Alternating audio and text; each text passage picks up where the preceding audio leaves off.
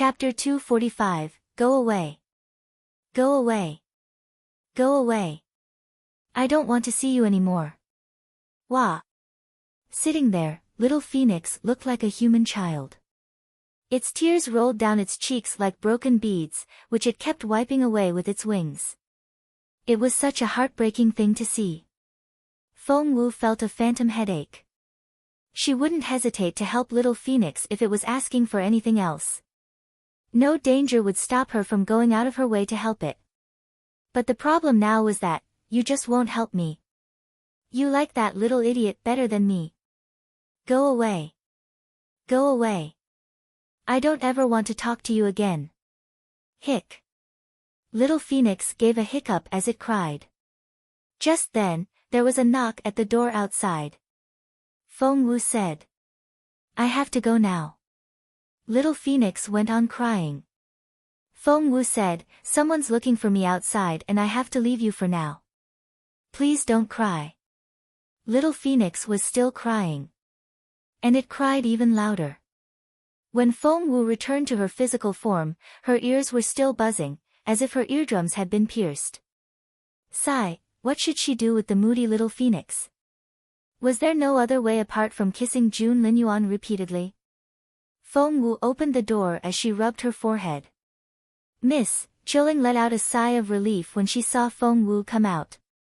Xiao Wu, sob, the beautiful lady fought back her tears when she saw Feng Wu's face. My lady has been worried about you and she didn't sleep at all last night. Nor did the cub, Chilling explained. Seeing the cub's round head nodding as it dozed off, its eyes half closed, Feng Wu was most amused. The on its forehead was hilarious. Feng Wu flicked its forehead with her slender fingers. That really makes it look like a knockoff. Ha. Everyone laughed and it felt much more relaxed right away. Seeing the smiling faces, Granny Zhao laughed with the rest of them. She had always loved Miss Wu for her charisma that could cheer everyone up and settle their minds. Granny Zhao, I'm all sticky and sweaty. Seeing Granny Zhao, Feng Wu took her arm and gently swayed it back and forth. Granny Zhao poked Feng Wu in the forehead in the same way Feng Wu had done to the cub. Miss Wu, aren't you a little too old to do this? I'll always be a kid when you're around. Feng Wu raised her chin. Granny Zhao smiled wholeheartedly. No other mistress would hold their old maid's arm and talk to them that way. They were too proud to do that, unlike her Miss Wu, who gave them the feeling that she genuinely needed them. However, Granny Zhao still straightened her face and made an effort to tell Feng Wu off. Miss Wu, young ladies should always maintain a proper posture. You must walk gracefully, show no teeth when you smile, and when you speak. Gosh, Granny Zhao, holding Granny Zhao's arm, Feng Wu said, I'm really, really sweaty. Feel it yourself, how sticky my arms are. And if it gets windy? If it gets windy, you'll catch a cold easily. Oh, no. Chilling, get the bath ready. That successfully distracted Granny Zhao and she went to run Feng Wu a bath right away. Chapter 246, Awkward. Given her exquisite lifestyle, the beautiful lady set the standard equally high for Feng Wu. Everything had to be perfect, which meant that taking a bath was a very time-consuming process. Feng Sun had been standing outside the whole time. He hadn't wanted to intrude on the warm atmosphere in Feng Wu's family. Once Feng Wu started her bath, it was even more inappropriate for him to go in. Hence, he had no choice but to go on waiting. He waited until Feng Wu came out of her bath, all clean and refreshed. Feng Sun only knocked on the door when he heard Feng Wu's voice inside. Granny Zhao answered the door. Seeing that it was Feng Sun, she asked, Young Lord Feng, how may I help you? Feng Wu knew all along that Feng Sun was outside.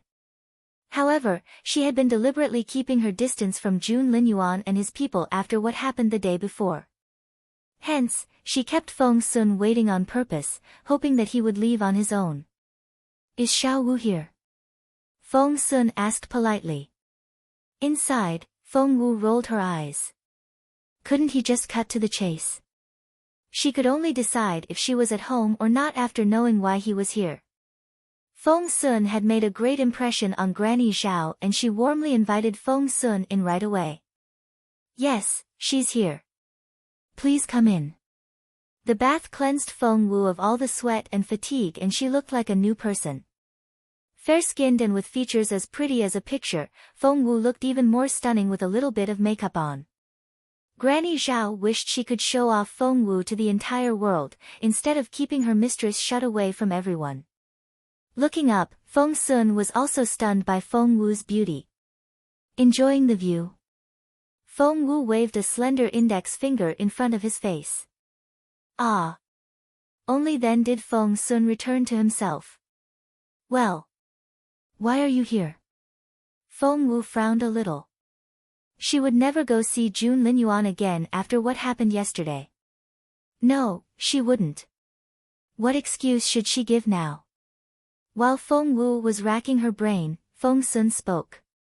He got right to the point. Xiao Wu, my aunt woke up. Didn't you say yesterday that you were going to examine her today? Why didn't you go see her? Feng Wu looked baffled. Feng Sun was confused. Why are you giving me that look? You can't go check on my aunt now. Feng Wu was speechless. She had assumed all along that Feng Sun was going to take her to Jun Linyuan, but as it turned out, he was here for Mrs. Ning. She had racked her brain to come up with an excuse to turn him down. How awkward. Ahem, Feng Wu cleared her throat. It's about time. Let's go to Mrs. Ning now. She rose to her feet and left some instructions with Granny Zhao and Qiling before she left. Go and pack. We'll set out for the Imperial capital after I get back. Granny Zhao and Qiling thought it was rather hasty, but since they were used to following Feng Wu's orders, both nodded without any objections. On their way to Mrs. Ning, Feng Wu realized that Feng Sun's head was down, as if he was pondering something. She darted a look at him in bewilderment, but didn't ask him about it. They reached the Ning family's place in no time. Conflicted, Feng Sun waited a while before asking, "Are you leaving for the Imperial capital already?" Feng Wu nodded. Yup. Why the rush? Feng Sun puffed out his cheeks. Didn't you say that Boss Jun needs to rest in bed for 3 days?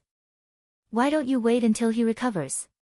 We can leave together and we'll be able to look out for one another, right? Chapter 248, How did it go?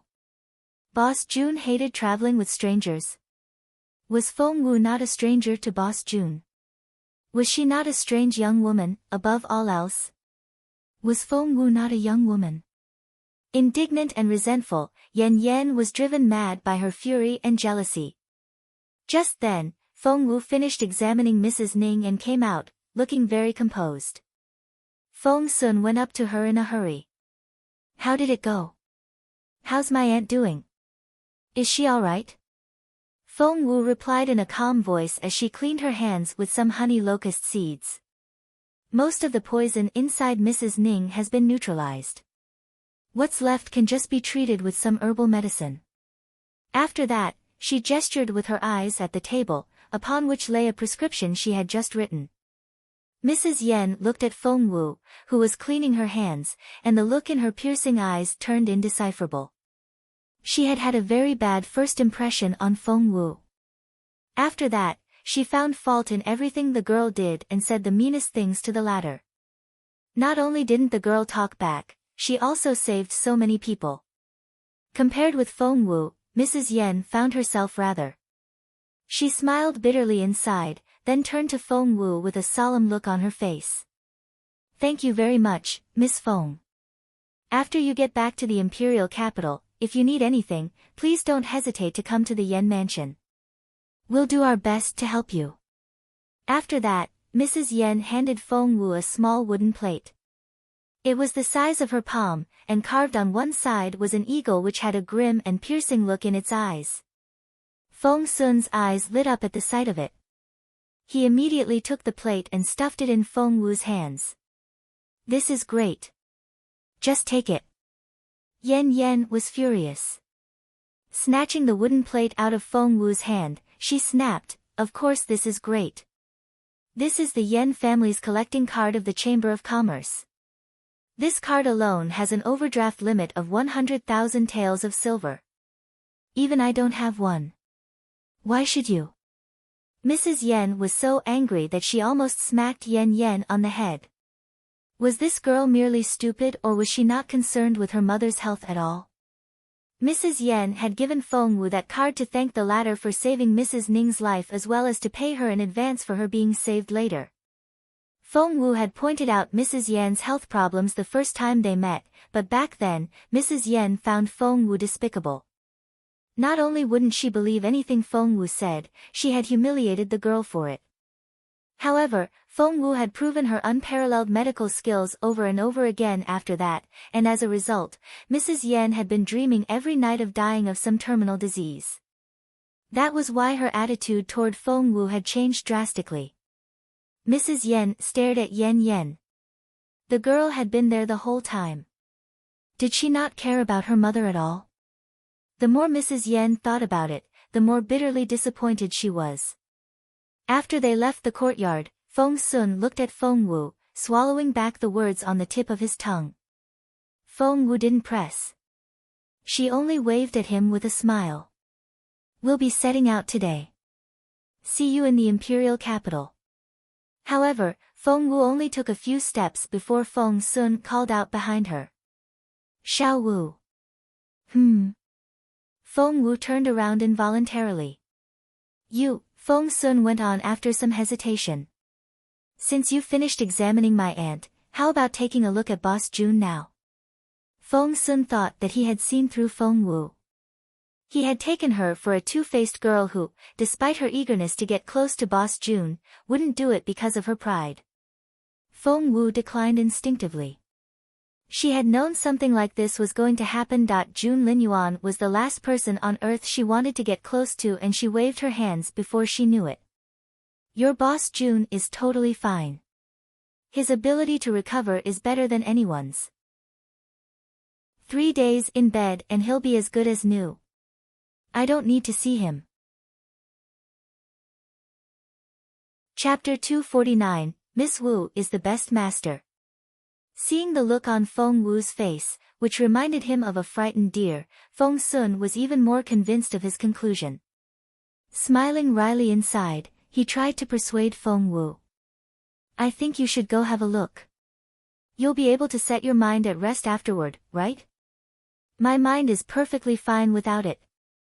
Feng Wu raised her voice involuntarily. Look who was overreacting here. Feng Sun was even more sure that he had gotten to the truth of the matter. He smiled and kept his teasing gaze on Feng Wu, which gave her the creeps. "What?" Feng Wu asked. "Are you really not going?" Feng Sun asked. "No." Feng Wu promptly left after that. However, when she got back to her place, she found Xuan Yi suffering from diarrhea. "Miss, I'm fine. It's just a tummy upset. Let's set out as planned." Xuan Yi had some faint idea that Feng Wu was trying to stay away from the crown prince. Feng Wu felt her pulse and frowned. "You're coming down with a bad cold and traveling won't do you any good. I'll make some medicine for you. Take it and go to bed. The medicine will induce perspiration and you'll be better tomorrow morning. We'll leave then." "But, miss..." Xuan Yi was genuinely touched. No other master but Miss Wu would change their itinerary because of a sick maid. Her mistress treated all the servants as equals and interacted with them with enough patience and respect. "So that's settled. Take the medicine and get a good night's sleep. Stop worrying about everything. You always have too much on your mind." Feng Wu patted Xuan Yi's little head.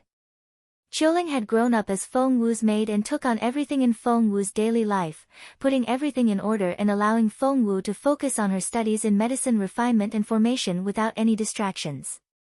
To Feng Wu, Xuan Yi had always been like a little sister. Once Xuan Yi was in bed, Feng Wu and her mother went to sleep as well. Uncle Qiu and Granny Zhao, the elderly couple, were the last ones to go to bed. Granny Zhao sighed emotionally. When we left the Imperial capital back then, our old friends either worried about us or laughed at our choice, thinking that we had given up or were simply stupid for following the second branch of the Feng clan to Northern Border City. But if you ask me, these 5 years in Northern Border City have been the happiest time in my life. Uncle Chiu nodded. That's right. Plus, this branch is the family that truly treats us like human beings. The lady, Miss Wu, and the young master all respect us and value our service. Have you ever been scolded by any of them? No. Especially Miss Wu. With her mother's condition, she had to start taking care of the entire family at such a young age, but she never complained. She dotes on Our Lady, protects the young master, and cares for all of us. I sometimes feel for Miss Wu like she's my own child.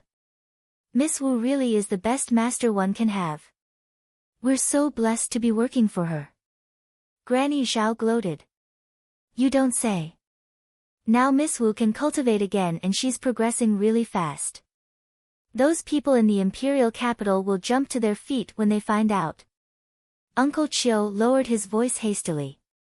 Miss Wu doesn't want other people to know about it yet and we have to keep it a secret. We haven't found out who did those things to Miss Wu back then, and if those people find out about this, we'll be in so much trouble. Chapter 250, Fall Asleep in No Time.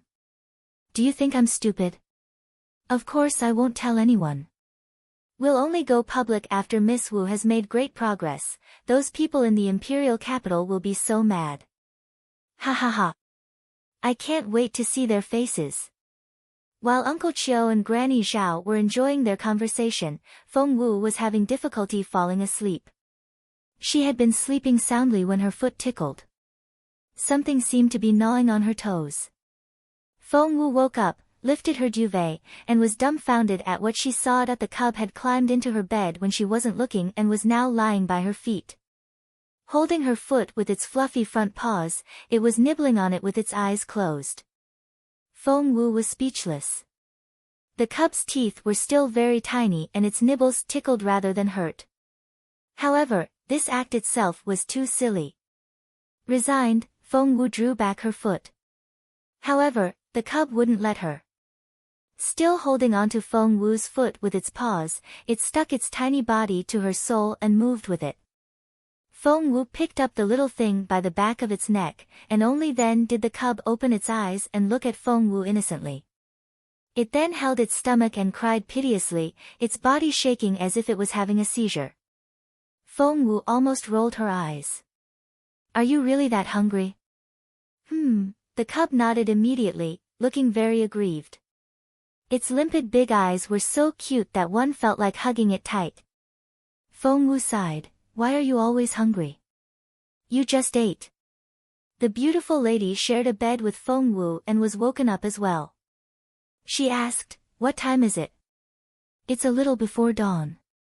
Feng Wu checked the color of the sky. Mum, go back to sleep. It's not time for you to get up yet. You'll be muddle-headed the entire day if you don't sleep well. All right, the beautiful lady lay back down and fell asleep in no time. Feng Wu shook her head in amusement at her mother's behavior.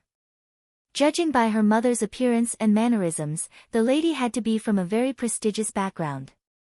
Feng Wu had no idea what had caused that head injury, which caused her mother's intelligence to drop back to the level of a 5-year-old.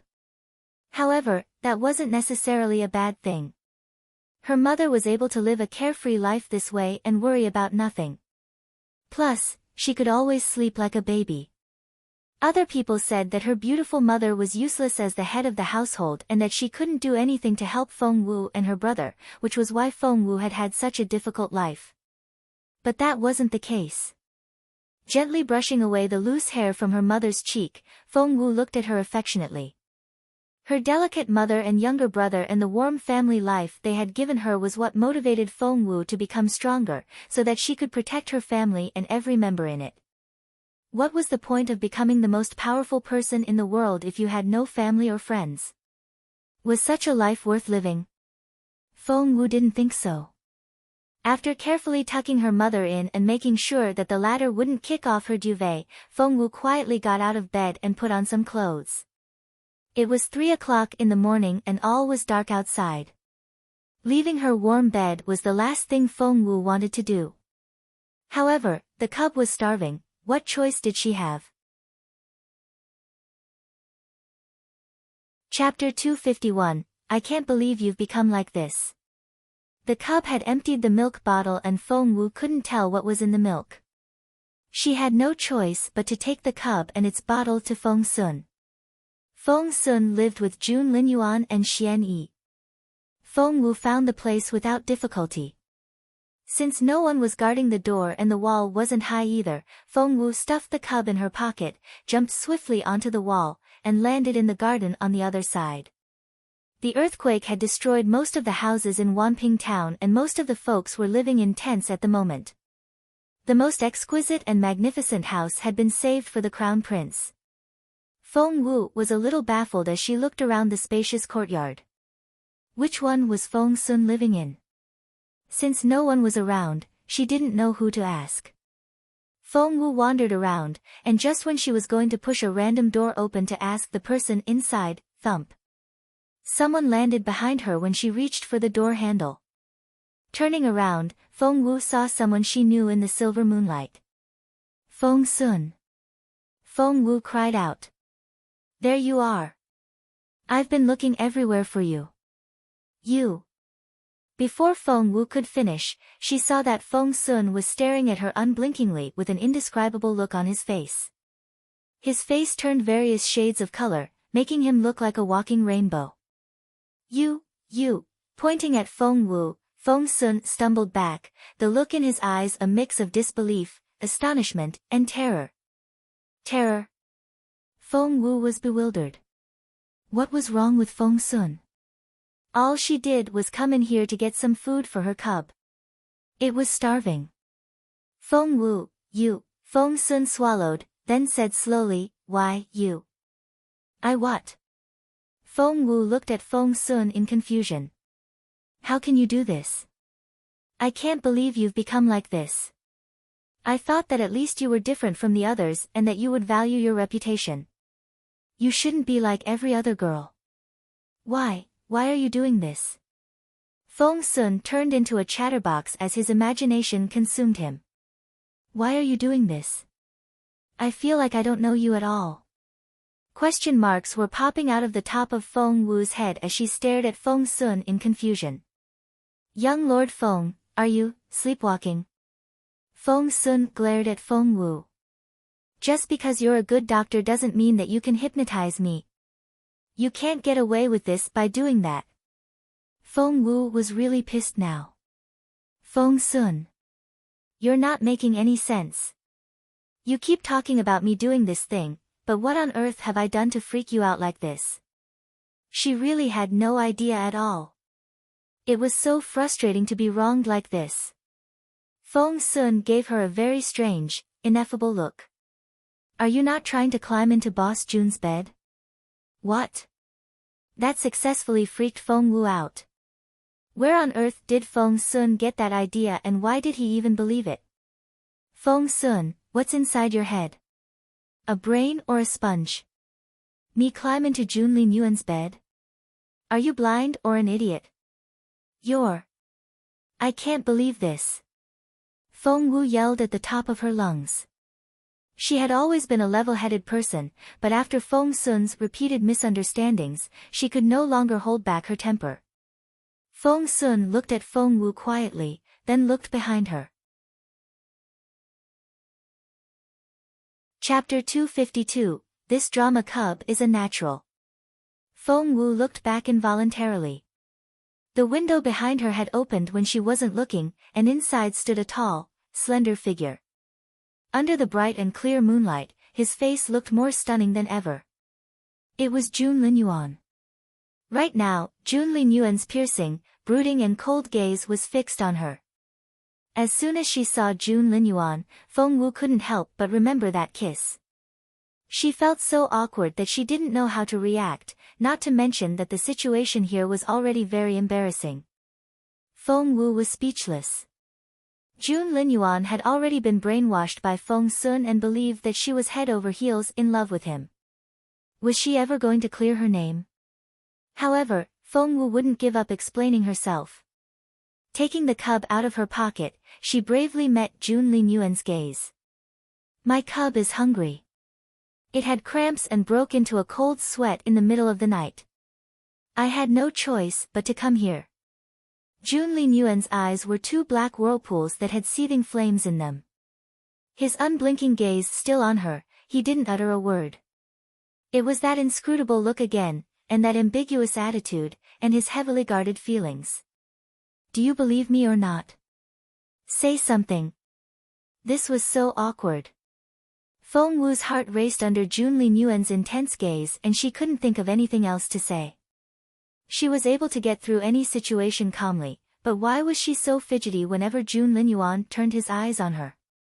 Feng Wu couldn't for the life of her figure it out. If no one intervened, Feng Wu and Jun Linyuan would probably be locked in this stare-down until the end of the world without a word from either of them. The cub has cramps. Feng Sun rushed to her side, took the cub, and examined it. Well, it doesn't. It looks very healthy. There's nothing wrong with it. Feng Wu looked down at the cub in Feng Sun's hands. What? The half-dead cub that had been holding its belly and covered in cold sweat was brimming with energy now. It jumped out of Feng Sun's hands, stepped on his head, then hopped onto the window from there. Standing there, the cub met Jun Linyuan's gaze, and the guy frowned a little. The cub stumbled back involuntarily, a look of terror flickering in its bright eyes. This was such a terrifying teenager. The cub ran back in a whoosh and hid back inside Feng Wu's pocket before it looked out with an anxious expression in its big round eyes. Feng Wu poked the cub in the forehead. The little thing was such a cowardly bully. It had never shown that sort of fear with her. Ah, the cub rubbed its forehead where Feng Wu had poked it and tears welled up in its pretty eyes. It looked the most pitiful thing. Feng Wu was speechless. This drama cub was a natural. Feng Sun gave Feng Wu an indecipherable look. Can you at least try to find a better excuse? The cub doesn't know how to act. Feng Wu replied with a ha. The cub didn't know how to act. The little thing was an award-winning actor, okay? She had fallen victim to its acting several times already. Feng Wu wanted to cry but no tears would come. Would she ever be able to find justice for herself? Chapter 253, Jun Rex. Seeing that Feng Wu was on the verge of crying, Feng Sun said in a hurry, all right. I believe you. You're really here for the cub. It's hungry. That sounded so perfunctory that she would rather he say nothing at all. Feng Wu looked away and felt even more like crying. Jun Linyuan gave a wave of his long arm and the fist-sized luminous pearls in his room lit up. His voice was reserved and cold. Come in. Go in. Feng Wu felt so embarrassed and jittery at the sight of Jun Linyuan alone, the last thing she wanted to do now was to go into his room. While Feng Wu was dilly-dallying outside, Feng Sun went up to her, taking the cub in one hand and pushing her from behind with the other. Let's go. Jun Rex is having its milk inside and the cub can share its meal. I won't have to make an extra bowl this way. Feng Wu instinctively tried to stay away from Jun Linyuan, but she then realized that the cub would need feeding every day from now on and she couldn't come to Jun Linyuan every day. That way, it would only confirm the rumor that she wouldn't leave Jun Linyuan alone. Hence, Feng Wu nodded, then followed Feng Sun in. Jun Linyuan fixed his eagle-like eyes on her from a few steps away without saying anything, which made Feng Wu rather uneasy.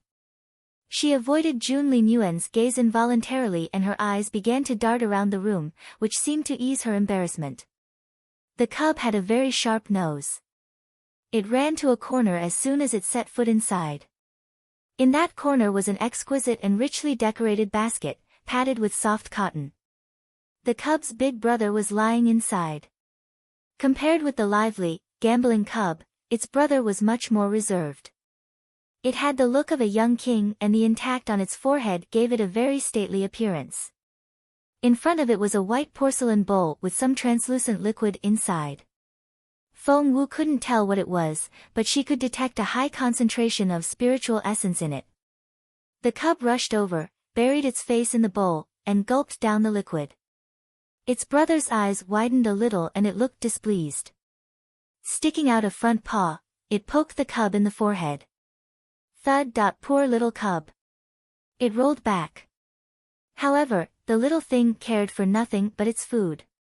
Quickly scrambling to its feet, it rushed over to the bowl again and took another gulp. Its brother frowned and poked it in the forehead again. Thud. The cub rolled back again. Despite the possible violence involved in this interaction, there was something quite affectionate about it. Seeing that the big brother was winning the fight, Feng was elated. Look, our Jun Rex is such a natural ruler. It was only born yesterday and it knows how to fight already. Ha! That's awesome. Jun Rex? Feng Wu moved closer to Feng and feigned an interested tone. Feng Wu deliberately ignored Jun Linyuan's gaze, as if all her attention was on Feng and the cubs. Feng knew little about what was going on in Feng Wu's head. Resting his hands on his waist, he guffawed. That's right, our cub is called Jun Rex.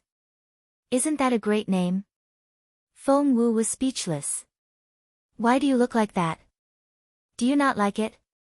Feng looked at Feng Wu. Feng Wu gave him a look of distaste. What kind of goofy name is that? Feng I bet it was your idea. Only a goofball like you could come up with such a name.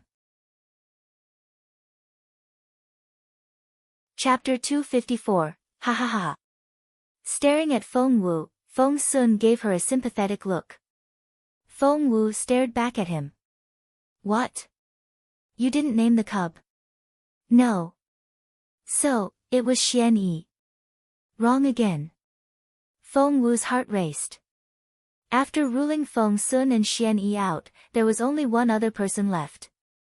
The intense eyes which were fixed on her were as piercing and relentless as that of a beast lurking in the dark, giving her the jitters.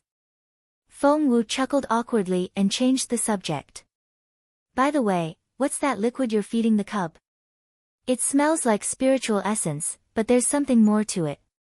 Feng was being very cheeky and he wouldn't let it drop. You have to guess now. Guess who gave the cub that name and I'll tell you what that liquid is. He was setting her up right in front of her face. Feng Wu glared at Feng Sun. Feng made a face at her, exactly like what a spoiled young master should look like. Feng Wu smacked her forehead. How could she have forgotten that the guy here was known for his unruliness in the Imperial capital? He was no lamb. However, Feng Wu wouldn't utter Jun Linyuan's name if she could help it. She went up to the cubs, crouched down, and studied them closely. Back off. Feng cried out. Jun Rex is very protective of its food. You're too close, and it'll think you're taking away its food. It'll throw its abnormal flame at you. Feng Wu had crouched down right next to Jun Rex. However, all Jun Rex did was to keep poking Feng Wu's cub, and showed no hostility toward Feng Wu at all. What? Feng watched this in confusion. That wasn't right. Jun Rex was a very bossy and proud cub, and as the person who made that spiritual essence liquid for the cub, Feng had had such a difficult time. When his fingers got a little too close to Jun Rex when it was eating, it almost burnt them with its abnormal flame. Bad cub. However, Feng Wu was much closer now and Jun Rex didn't seem to mind at all. That was so strange. Not only was Feng Wu very close, she was also reaching out to rub Jun Rex's fluffy and round, but very stately head. Don't. Feng jumped to his feet. Jun Rex is very sensitive that way and it'll bite you. However, to Feng disbelief, when Feng Wu caressed Jun Rex's head, the arrogant, cocky Lord Jun Rex didn't spit out any abnormal flame. Instead, it rubbed the top of its head against Feng Wu's palm and even licked it with its little pink tongue, looking very fond of Feng Wu. Feng Sun didn't know what to say. He jumped up. Seriously? It's not biting you. And it's even licking your hand. Feng Wu looked at Feng Sun innocently. How can you say such things about Jun Rex? It's such a lamb. Seeing Feng Wu's interaction with its brother, the younger cub was exasperated.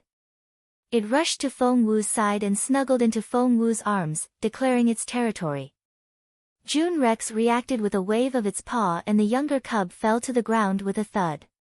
It had to be really painful, just from the sound of it. However, the cub didn't seem to mind at all. Scrambling to its feet right away, it sat back in Feng Wu's arms and even moved Feng Wu's hand to its belly, showing that it was in Feng Wu's good graces. It then raised its chin at its big brother in a taunting manner. Feng Wu was speechless. This cub was so. Ha! Feng Sun burst out laughing. He then said to Feng Wu. Chapter 255, Goofy Jr. vs. Feng Tutu. Your little cub is so funny. Look at it. It's puffing out its cheeks and looks so proud. I'm cracking up here. Your cub has the intelligence of a little boy. Feng Wu sighed in resignation. He didn't have to remind her of that. She wouldn't have been tricked repeatedly if the cub wasn't this smart. It might look cute and harmless with that round little face, but deep down, it was more quick-witted than a monkey. Hey, what's your cub called? Feng Sun asked with a smile. Feng Wu raised her head and saw that when she wasn't looking, Jun Linyuan had come up to them and was standing right behind Feng Sun. The luminous pearls shone on him, lighting up half of his face. The shadow gave more definition to his already chiseled features, making his face look even more sculpted. He looked remarkable. Now that he had moved closer, Feng Wu felt his gaze even more intensely, and it seemed to burn her skin. Feng Wu avoided his stare, acting as if he wasn't there. She turned to Feng Sun instead and said, "My cub's name?" "Well, since it's so goofy, and it's the younger one, I'm going to call it Goofy Jr." Feng Sun was sipping his tea and he spat everything out at those words. Luckily, Feng Wu had the cub in her arms. She raised it instinctively as a shield. Poor cub. The tea splashed all over its head. It looked utterly baffled. Ha! Feng Sun laughed uncontrollably until he was shaking all over. Pressing his hands to his stomach, he said, "Ouch, my belly, ouch." Little Feng Wu, you really hate your cub, don't you? Ha! What's wrong with that name? Feng Wu tilted her head. I think that's a pretty good name. Feng Wu's glance moved briefly from Feng Sun to Jun Linyuan and she saw the latter's lips curl a little. Jun Linyuan was smiling. Was that even possible? The merciless, mighty crown prince was actually capable of smiling? However, when Feng Wu looked again, she only saw his pursed thin lips and intimidating gaze. The smile was nowhere to be found. Had it been an illusion just then? The cub wasn't pleased with the name at all.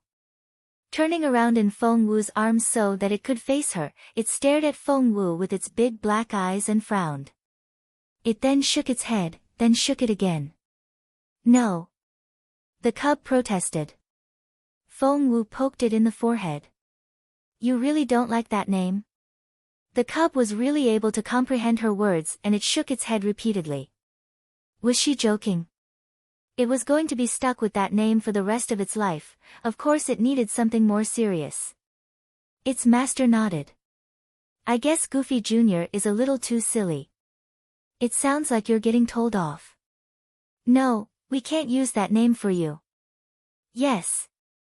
The cub nodded earnestly, thinking that its master was going to change it to something catchy and respectable like Jun Rex. However, its master was obviously not going to follow that style. Glancing at the cub's forehead, she said casually, since you have a big, 1, 2, basically means soil or earth in Chinese, and can also be used to describe something as unfashionable or countrified, on your forehead, we'll call you Feng Tutu. Xiao Tu will be your nickname, which sounds quite sweet and down to earth. I like it. Feng Sun roared with laughter as soon as Feng Wu announced the new name. Oh my god, holding his stomach, Feng Sun guffawed. Feng Tutu, hahaha, Feng Tutu. Chapter 256, Feng Tutu. Feng. Tu. Hahaha. Feng Tutu. Feng Tutu. Feng Sun laughed till he cried. He trembled with laughter and spoke in disjointed syllables. Exactly how much do you hate your cub? What the heck is Feng Tutu? The cub's face had gone completely blank. It had expected something like Feng Sky or Feng River, if not something as memorable as Jun Rex. But the name it had been given was Feng Tutu. Feng. Tu. The cub burst into tears immediately. Grabbing Feng Wu's sleeve with its front paws, it pleaded with its glistening eyes. Although it was only days old, this clever cub knew perfectly well that if it was stuck with that name, it would be laughed at by all the other magical beasts. The cub had its future planned out, it was going to be the king of all magical beasts. However, there was nothing it could do to its master at that moment. She rubbed its head affectionately, but still wouldn't change her mind. Just then, shuffling footsteps came from outside, along with someone calling softly, Xiao Wu, Xiao Wu. It was Feng Wu's beautiful mother. The sun hadn't risen yet. Why was she up? Feng Wu ran out into the courtyard right away and saw her mother feeling her way in the dark. The lady looked so frail that even the weight of her clothes seemed to be too heavy for her. The slightest wind could bring her to the ground and her teary eyes were filled with fear and anxiety. She looked like a child who had wandered off and couldn't find her way home. Seeing Feng Wu, the lady rushed to her side and held her hands tightly. Her eyes were brimming with tears and she pouted in grievance. Xiao Wu, you're here. Sob. I had a dream and I saw people beating you, sob. To Feng Wu, her mother was more like a little girl who needed protection and love. Hence, she wrapped her arms around her mother's slender shoulders and patted her gently on the back. There. I'm awesome. No one can beat me. Don't cry, Mum. That's right. The lady was at ease now that she had found Feng Wu, but she still wouldn't let go of Feng Wu's hands, as if she was afraid that her daughter would vanish at any moment. Feng Sun and Jun Linyuan watched this in bewilderment. Although they had seen the childlike lady when they were at the Feng Manor, they were still surprised to see the way Feng Wu interacted with her mother, which made them feel rather envious at the same time. Feng Wu was often impatient with them and gave them attitude. However, with her mother, she was nothing but gentle, caring, doting, and indulgent. One had to admit that her mother's beauty was indeed unmatched on this continent. Not only did she have perfect and exquisite features, her vulnerable, harmless, and innocent face was able to melt the toughest heart. Jun Linyuan's eyes flickered as he watched Feng Wu comforting her mother. He had no idea that family members could be this affectionate toward one another. Finally, Feng Wu was able to calm her mother down. She then said, "It's chilly out here and it'll be hours before the sun rises. I'm done here. Let's go back now." Chapter 257, What does little Tutu eat? Just then, the cub jumped out of Feng Wu's arms, crawled into her mother's arms, and whined, waving its paws around. Still teary-eyed, the beautiful lady looked surprised. "Xiao Wu, are you going to call it Feng Tutu?" Feng Wu was bemused. "Mum, how did you know that?" She hadn't been there when the name was brought up. The lady looked at Feng Wu innocently and gestured at the cub. "It told me itself." Feng Wu was baffled. "Mum, you can understand what the cub is saying?" The cub made sounds and gestures the whole time, but it was only days old and spoke in a beast tongue that no one could understand. The lady blinked at Feng Wu. "Yes." "What did it say, then?" "It called Feng Tutu the worst name and it told me that you're a bad master. It doesn't want to talk to you anymore and it told me to spank you." The beautiful lady knew nothing about being tactful and told Feng Wu everything the cub said. The cub was dumbfounded. It looked like it had been struck by a thunderbolt. It didn't expect its master's mother to be this frank. Feng Wu was astonished as well, not at what the cub said, but by the fact that her mother could understand beast language. Feng Sun found this incredible. Feng Wu, your mother can talk to beasts. Where did she learn that? He had thought that the beautiful lady was capable of nothing but shedding tears, but she somehow had this hidden talent of understanding a beast language that no one else did. Do you need to learn it?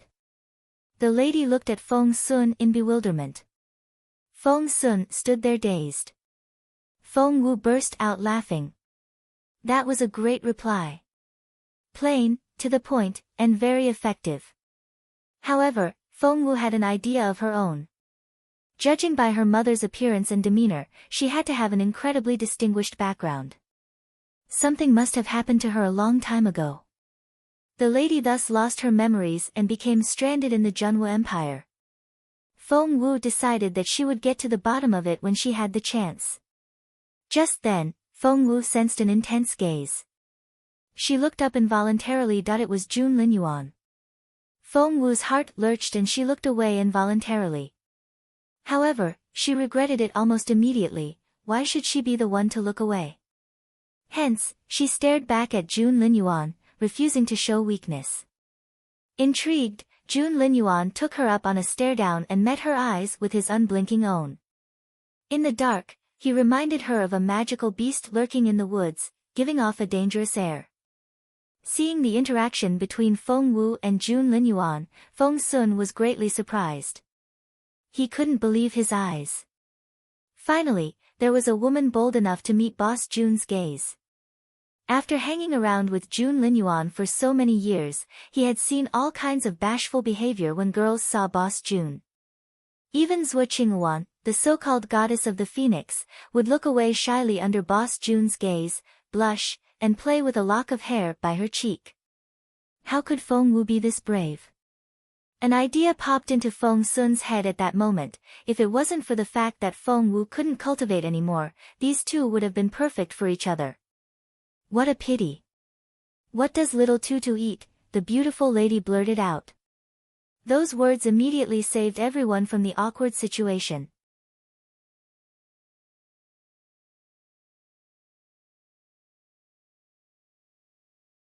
Chapter 259, The Most Important Thing Now. As you wish, Jun Linyuan said quietly, then went back to his room. Feng Sun was indulging in his monologue when Jun Linyuan interjected, and he didn't quite catch the words at first. What? Boss Jun, what did you just say? Didn't you want to travel with them? Jun Linyuan's black eyes flickered. Of course. Feng Sun said without hesitation. I'm worried about little Feng Wu. Everyone in her team is crippled, weak, or sick. The only one able to fight is Uncle Chiu, but he was badly wounded. The bandits don't really need to do anything to rob them. One punch and that family is finished. How can I not worry? He then said hesitantly, but Boss Jun, shouldn't you stay in bed for 3 days? The look on Jun Linyuan's face remained impassive and stately as he said in an indifferent voice, don't tell me you bought it. But we're leaving in 15 minutes. Jun Linyuan gave the order in a nonchalant voice. Feng Sun looked genuinely moved and his eyes sparkled.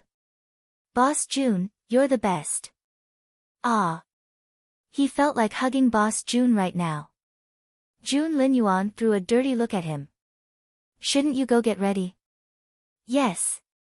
Of course. Hahaha. I'll go tell little Feng Wu. She'll be thrilled. Feng Sun dashed off immediately. Feng Wu walked arm in arm with her mother, with Feng Tutu in the lady's arms, as they headed back to their place. Despite her impassive face, Feng Wu was all excited deep down.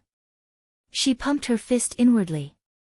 Finally, she was rid of Jun Linyuan and his buddies, and could cultivate freely on her way back to the Imperial capital. Finally. However, her excitement only lasted for a few minutes. Little Feng Wu. Hahaha, little Feng Wu. Feng Sun ran toward her like a happy butterfly. Feng Wu turned around involuntarily and her stomach lurched when she saw the big grin on Feng Sun's face. She had a very bad feeling about this. And she was right. Feng Sun was very excited as he said, "Ha ha ha. Xiao Wu, great news. We're leaving together with you. Ha ha ha, I'm going to keep you company again and you won't have to worry about bandits or raiders." Feng Wu was baffled. "You're leaving with me?" "That's right. We'll set out together and keep each other company." "I bet you're thrilled." Feng Wu was speechless. Thrilled my ass. She wanted to cry, but no tears would come. She had wanted nothing more than to steer clear of the crown prince to avoid arousing suspicion. Otherwise, the others would suspect her of things like sneaking into Jun Linyuan's bedroom again. But why did Jun Linyuan have to leave with her? What was the point of her rushing to leave? Seeing the baffled look on Feng Wu's face, Feng Sun grinned. "Silly girl, I see you're overwhelmed by happiness. Well, off I go. I'll meet you outside the town gate in 15 minutes. He ran away as quickly as he had come after that. Feng Wu was speechless. How was she supposed to cultivate in secret this way? Feng Wu smacked her forehead in vexation. She had planned to raise her level to spiritual grandmaster on her way to the Imperial capital.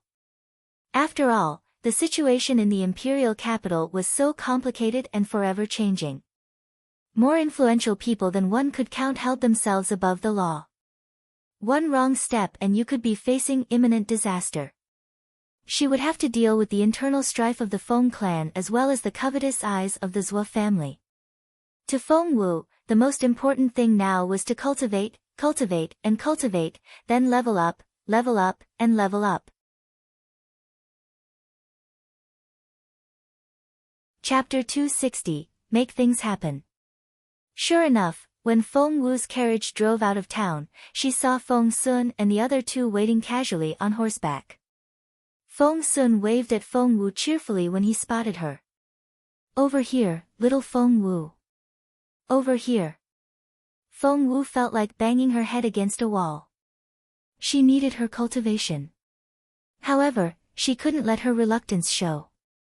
She had no choice but to give Feng Sun a nod before getting into her carriage. Mrs. Ning was still too weak to travel, so Mrs. Yan and Yan Yan would stay in Wanping town and go back to Anyuan after Mrs. Ning got better. They would then deal with that Chu woman. Seeing Feng Wu's carriage following Jun Linyuan's horse, Yan Yan was sick with jealousy. She clenched her fists. That Feng Wu talked the whole time about not being in love with His Royal Highness, but as soon as His Royal Highness set out, she followed them like a fly. How could she be so shameless? The more Yan Yan thought about it, the more aggrieved and frustrated she became. She was Feng Sun's own cousin, and if any girl could take advantage of that position, it should be her. Why was Feng Wu taking the spotlight? She wouldn't allow it. Yan Yan's eyes lit up when she spotted a few wandering horses nearby. Feng Wu had no idea of the grudge which Yan Yan held against her. Right now, she was tucking her mother in. The frail beautiful lady had almost caught a cold from walking around on a damp, chilly night. She looked ghastly pale and Feng Wu was very concerned. The cub lay flat in the lady's arms, sound asleep and making no effort to hide its plump belly, which was quite an amusing sight. How wonderful, it was all peace and quiet. One of the reasons that Feng Wu tried her best to become stronger was that she wanted to be able to protect all those that she wanted to protect. She was hoping she could reach the spiritual grandmaster stage before they reached the Imperial capital. Feng Wu had been confident of reaching that goal, but that was before Feng Sun and the others showed up. Now, she wasn't that confident anymore. "Wait, Uncle Chiu." Feng Wu whispered something in Uncle Chiu's ear. Uncle Chiu then slowed the carriage down so that there was some distance between them and the Crown Prince's team. Only then did Feng Wu sigh with relief. Finally, she could cultivate again. If things wouldn't happen on their own, she would make them happen. Because for her now, time was of great importance. There was no time to waste. Feng Wu sat down with her legs crossed, closed her eyes, and switched to cultivation mode right away. And that was one of Feng Wu's remarkable talents. For many people, the hardest part of cultivation was entering this state of meditation. Once that state was achieved, one could move on with cultivating. However, many people got stuck at that first step, and it usually took them a very long time to eliminate distracting thoughts from their minds. But that was not the case with Feng Wu. With a peaceful mind that could concentrate very easily, Feng Wu could clear her head almost instantly, which alone was a great advantage compared with a lot of people. As soon as she entered the state of meditation, Feng Wu turned her sight inward to inspect her own body. She had just leveled up the other day, so there wasn't much golden liquid in her dantian at the moment, it was a tenth full at most. She was a level 7 spiritual master now. If she wanted to reach the next level in a short period of time, she would have to fill her dantian with the golden liquid first before attempting to break through. Feng Wu sensed the rippling motion of the golden liquid in her dantian. She took a deep breath. Fire spiritual energy gradually gathered around Feng Wu. It twisted and turned in the air like little fairies. Chapter 261, Feng Tutu is a treasure. The fire's spiritual energy seeped into Feng Wu's body either through surface capillaries, her nostrils, or however it entered her body, it wound up in her dantian in the end. Above the golden liquid in her dantian hovered the original force of the dantian, which rippled like water. Hence, the fire's spiritual energy and original force clashed in her dantian. Water and fire were naturally incompatible, and each side tried to suppress the other. An intense conflict ensued. Boom! The fire and water collided, creating one drop of golden liquid after another. The golden liquid then dripped down. Plop! It was like filling a bucket with a tap that was barely turned on. Feng Wu could distinctly sense how the level of the golden liquid in her dantian gradually rose with each drop of golden liquid. When it reached the top, she could try to break through. Feng Wu closed her eyes and waited patiently. This accumulation process was lengthy and arduous. Many people would be stuck at the same level for years. Feng Wu's rate of progress was already like riding a rocket. If anyone else knew about this, they would find it unbelievable. Feng Wu's dantian filled by 20%, 30%, 40%. Even she herself didn't expect the liquid to accumulate this fast. However, she soon began to frown. She was running out of fire spiritual energy. It seemed that she would have to stop here. Feng Wu sighed. She would have to find a way to get some spirit stones for her cultivation. It would slow her down, but it was better than nothing. Just as Feng Wu was about to open her eyes, a streak of dense spiritual energy drifted out from between her arms. It was purer and denser than anything she had sensed before. It was much better than what she had absorbed from the air. Between her arms? There was no time to think about it. Wherever that spiritual energy had come from, the most important thing now was to absorb it and store it in her dantian. That spiritual energy was so much easier to refine. It was such a treasure. Feng Wu opened her eyes an hour later. Her dantian was 60% full. How is it so fast? Even Feng Wu found it unbelievable. She looked down at her arms. The last 1/5 of spiritual energy had come from here. Feng Tutu had snuggled up in her arms with its belly facing up. Its fluffy head was slanting to one side and it was sound asleep. Feng Wu rubbed the little head with a smile. The little thing spent its days eating, sleeping, and playing cute. Feng Wu was confident that it would turn into an expert in trickery one day. She wondered what sort of spiritual pet she would end up with after costing her so much valuable jade essence. Feng Wu sensed something unusual when her fingers touched the cub's head. She picked it up with both hands right away. The little guy looked exhausted. It didn't wake up when Feng Wu held it up. Feng Wu sensed that pure, dense spiritual energy that had yet to dissipate. Could it be? Was it? Seriously? Feng Wu brought the cub closer, and she could indeed faintly sense that spiritual energy. Her eyes widened.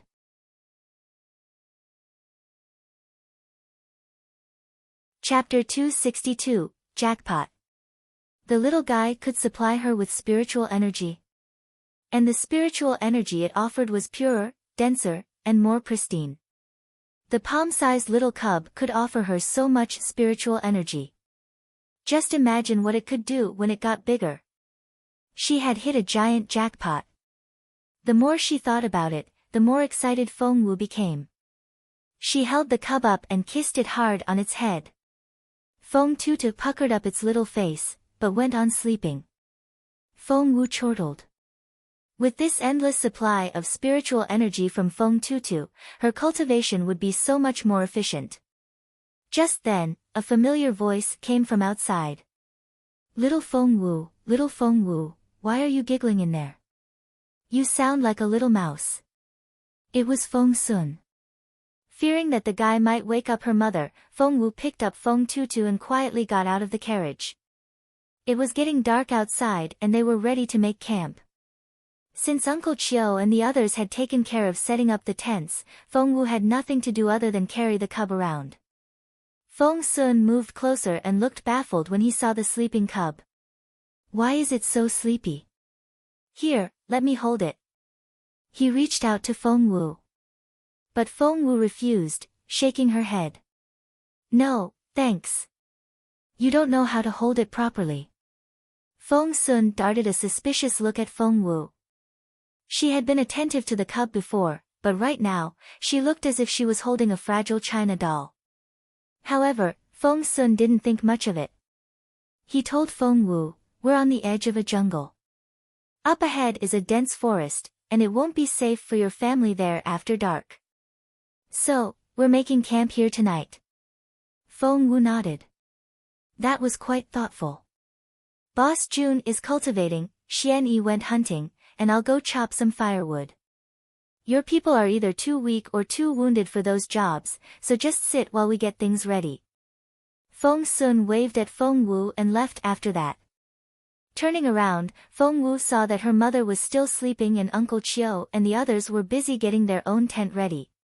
She then put the cub into the tent before carrying her mother out of the carriage to put her in the tent as well, where she could sleep more comfortably.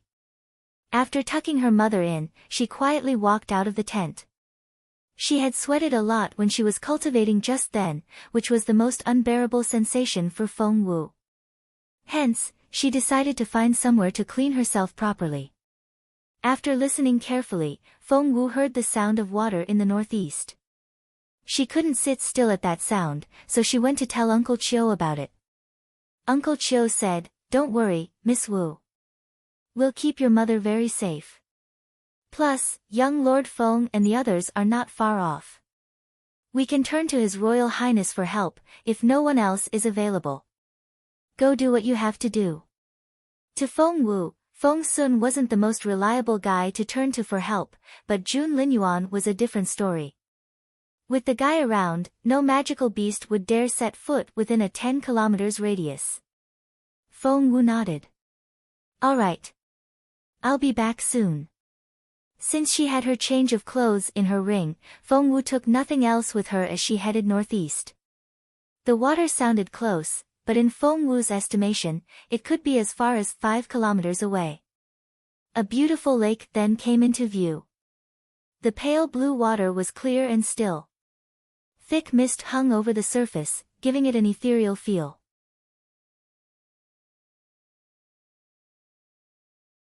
Chapter 263, Peeping Tom. Grotesque stones protruded out of the clear water here and there, creating a deserted yet graceful image. High rocks rose around the lake, forming a natural barrier that could provide one with a sense of security. All was quiet. There were no cries of insects or birds, let alone any sign of human beings. Feng Wu smiled a little, then began to undress. She took off her drenched robe and put it on a rock nearby, then moved on to taking off her embroidered cape, skirt, hair bands, socks, and shoes. until the only clothing left on her slim body were her pale pink undergarments. However, Feng Wu had overlooked one thing. She wasn't the only one in the lake at the moment. Behind another rock was a teenager named Jun Linyuan. Because of Jun Linyuan's injury, Feng Sun had forbidden him from washing himself, which was something Jun Linyuan as a neat freak couldn't bear. After leaving his carriage, Jun Linyuan found the lake right away. He had gotten used to cultivating in the water lately. He had heard scuffling noises after he had just finished the first part of his cultivation. A grim look flickered in the crown prince's deep-set eyes. How dare this person intrude on his cultivation? Before he could react, the crown prince saw something that almost gave him a nosebleed. A teenage girl was taking off her clothes, facing his direction. Soon, he saw her slender body and every bit of her fair skin. She had long, straight legs, a tiny waist, and small, firm breasts. She stood gracefully in the water with flesh of ice and bones of jade. Her beauty could obscure the moon and make flowers blush. Jun Linyuan's eyes widened when he saw her face. It was Feng Wu. Why was she here? Despite his usual calmness, the crown prince had gone completely stiff and was at a loss over what to do. His mouth fell open at this unexpected scene. But it didn't end there. Feng Wu still found what was left on her too much. Pulling loose the string of her undergarment, she took off the top part and tossed it into the lake. Jun Linyuan was astonished. Instinctively, he looked away. Something seemed to have burst into flame in his chest. Closing his eyes, he stepped back, then back again. He only let out a breath of relief after he was behind that big rock again. However, he couldn't get that image of Feng Wu ripping the undergarment off of her body out of his head. The temperature in his cheeks was rising. His earlobes had turned light pink. Feng Wu had no idea that a Peeping Tom was close at hand. Wearing nothing but her underpants, she stood on top of a high rock, then somersaulted and dove into the water, as effortless as a fish. Thud. There was a faint plop and a tiny splash of water, which were almost undetectable. Feng Wu enjoyed herself greatly, swimming around in the lake. Scooping up some water with both hands, she let it shower down on her fair skin. Under the silver moonlight, she glistened, and the water on her skin reminded one of twinkling stars. Jun Linyuan's face had turned pink. He knew that he couldn't stay here any longer, or, he had no idea what he would do. Just then, faint footsteps came from somewhere nearby. Brother, Wanping Town wasn't destroyed? Are you sure about that? That was a familiar voice to Feng Wu. Feng Lu. Why was she here? Feng Wu then heard Feng Yiran's voice as well.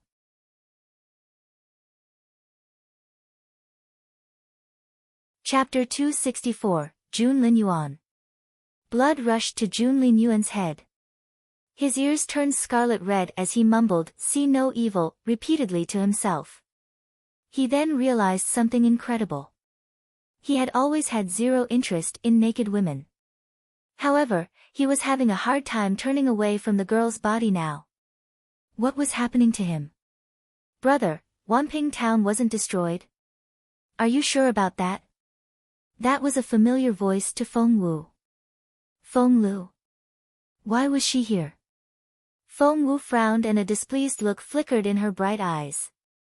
Feng Yiran and Feng Lu disappeared during the siege of Wanping Town, and Feng Wu figured out right away that the cowardly duo must have fled. Now that the crisis of Wanping Town had ended, those two people had decided to come back. Feng Wu had no intention of meeting the brother and sister like this. Frowning, she stored her clothes in her ring with a wave of her hand. After that, she dove into the water, propelled herself forward with a stroke of her long legs, and was behind that big rock in no time. Feng Wu decided to stay in the water until Feng Yiran and Feng Lu left.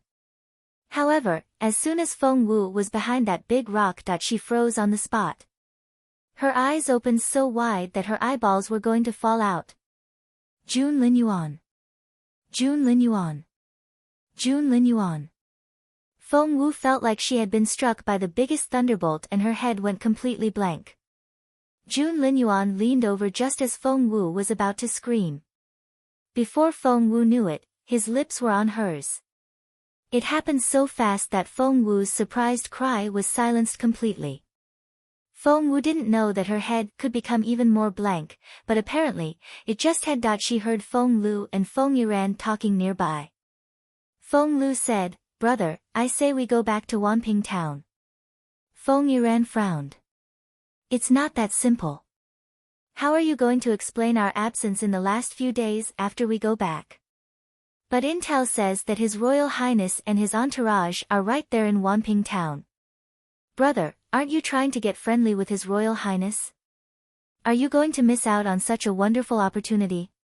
Feng Yiran said, "But... Brother, we both know that once His Royal Highness is back in the Imperial capital, it'll be virtually impossible for you to meet him again. You're halfway to your goal already. Are you really going to give up on it now?"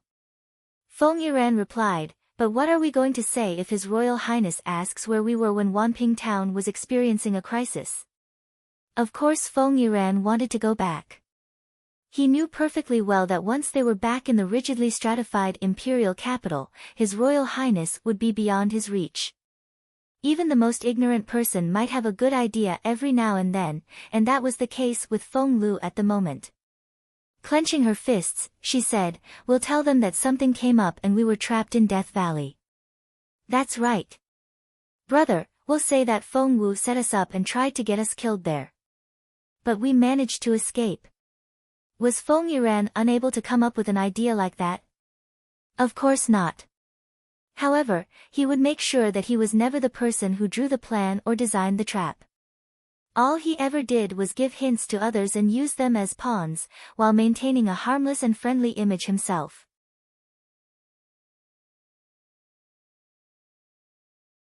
Chapter 265, Ah, the abnormal flame is growing. Are you sure about that? Feng Yiran frowned. Why not? Feng Lu smirked. Do you think Feng Wu will say anything nice about us when she gets back home? She'll trash us in front of grandmother. The best defense is offense. She made us do it.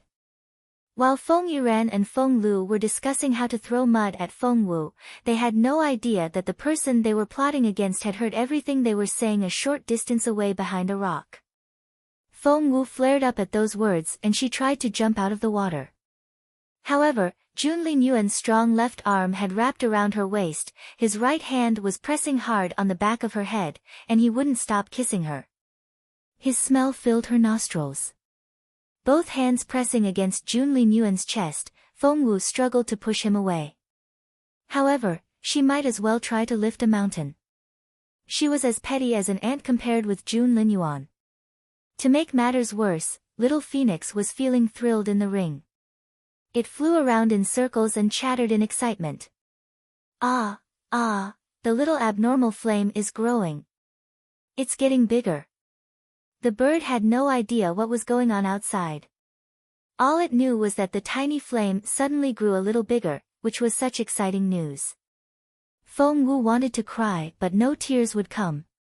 When Feng Lu and Feng Yiran finally left, Feng Wu thought that Jun Linyuan would let go of her now. But another voice rang out almost immediately. Why, standing by the lake and looking at the flat surface of the water, Feng Sun was bewildered. He asked Xuan Yi, didn't Boss Jun say that he was coming here to cultivate? Why isn't he here? Xuan Yi was equally confused. Is he behind that rock? Feng Wu's eyes snapped open at those words. Her bright eyes glistened like clear pools. Jun Linyuan opened his eyes at the same time. He stared at Feng Wu unblinkingly with a fierce look in those brooding eyes. His eyes seemed to spit fire that could burn her to ashes. It was as if streaks of lightning were emanating from his pupils. Wherever he looked, Feng Wu felt her skin tickle at his gaze. She was heating up. Feng Wu could barely breathe under his intense gaze. Her mind went blank for a moment and her heart beat so fast that it almost jumped out of her mouth.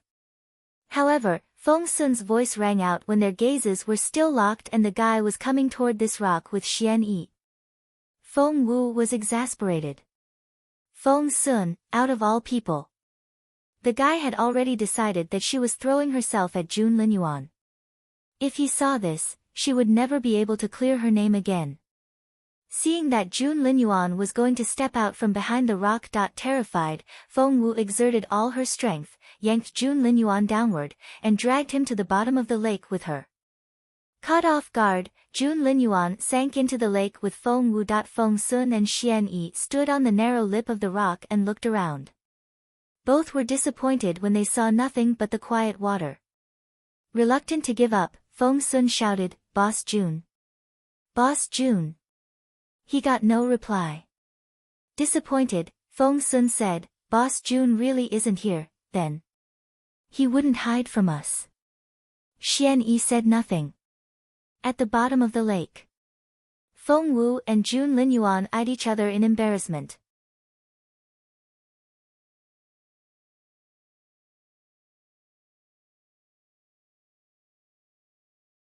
Chapter 267, Angry Young Lion. What did he say? Boss Jun said, "Are you blind?" Xuan Yi rubbed his chin in confusion. Boss Jun said that himself?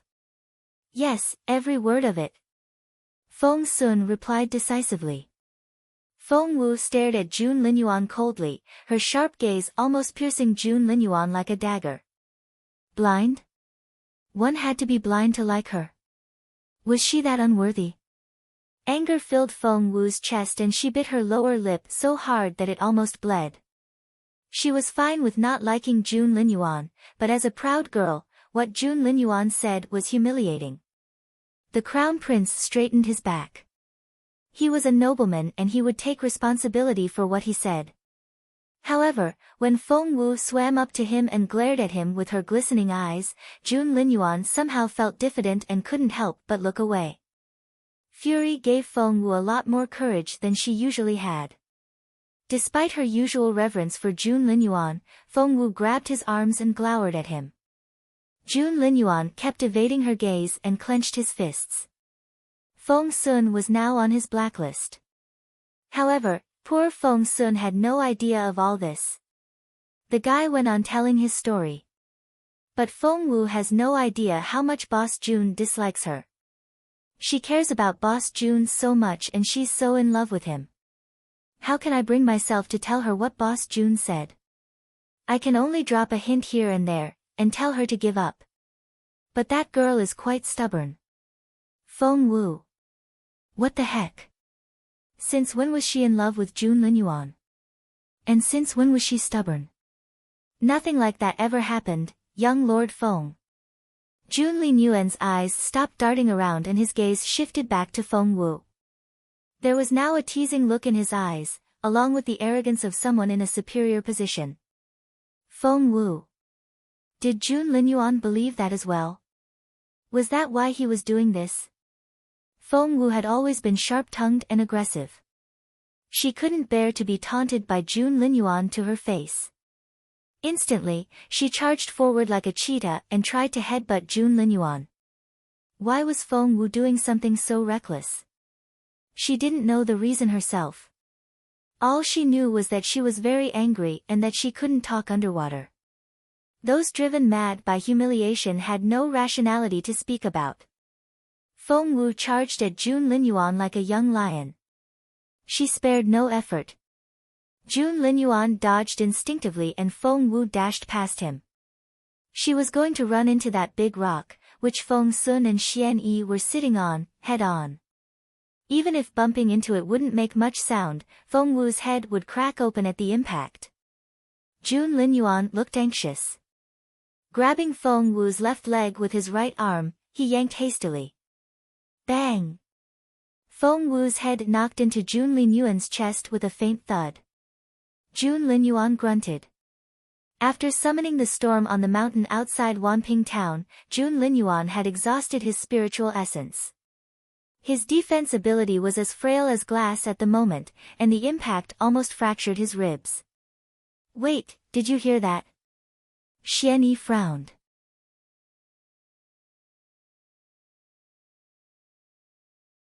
Chapter 268, Lovebirds. Feng Sun was enjoying telling his story and he rolled his eyes at Xuan Yi. Hear what? Are you even listening to me? But I really heard something in the water just then, Xuan Yi said suspiciously. You heard something in the water? Big surprise, Feng Sun snapped. There are fish, shrimps, crabs, all kinds of things live in the lake and they must make some noise at some point. What's that look on your face? Do you think that some lovebirds are doing it down there? Of course not. We've been here for quite a while. Anyone down there would have drowned by now. Xuan Yi waved his hand hastily. Feng Sun nodded. Right, that's exactly what I mean. Lovebirds, lovebirds, lovebirds. Feng Wu was already furious, and hearing Feng Sun's words, her face went scarlet red and she felt like fainting. She had only been trying to take a bath here. How had things ended up like this? Was she drawn to disaster or what? Feng Wu really wanted to cry now and she was going to vent all her rage on Jun Linyuan. Anger filled Jun Linyuan's black eyes when he heard Feng Sun and Xuan Yi's conversation. His muscles tensed up and he went as stiff as a piece of iron. Feng Sun, you're so dead. Jun Linyuan's train of thought was interrupted by Feng Wu, who had bitten down on his chest like an angry young lion. It's all your fault. All your fault. None of this would have happened if it wasn't for you. Feng Wu bit down with all her strength. Jun Linyuan grunted. It was really painful. Jun Linyuan didn't have a rule of not hitting women. If it was anyone else doing this to him, they would have long been beaten to a pulp by now. However, this girl. Jun Linyuan found that he couldn't bring himself to do it. Looking down at the top of Feng Wu's head, he was lost in thought. Feng Sun and Xuan Yi had no idea what was going on at the bottom of the lake. The two guys were still chatting away. I don't understand. Xiao Wu is so perfect. Why won't Boss Jun like her? Sigh, poor girl. Xuan Yi said nothing. Feng Sun then asked, Xian II, would you like Xiao Wu if you were him? Xuan Yi coughed into his right hand. Feng Sun didn't notice how uneasy Xuan Yi looked. Looking up at the sky, Feng Sun buried himself in his reverie. Xian II, do you think I should have a go with little Feng Wu? Cough, cough. Still biting Jun Linyuan's chest, Feng Wu choked on water and she coughed until she almost passed out. Damn that Feng Sun. Was he forcing her to come out? Stop calling Feng Sun harmless. That guy was such a schemer.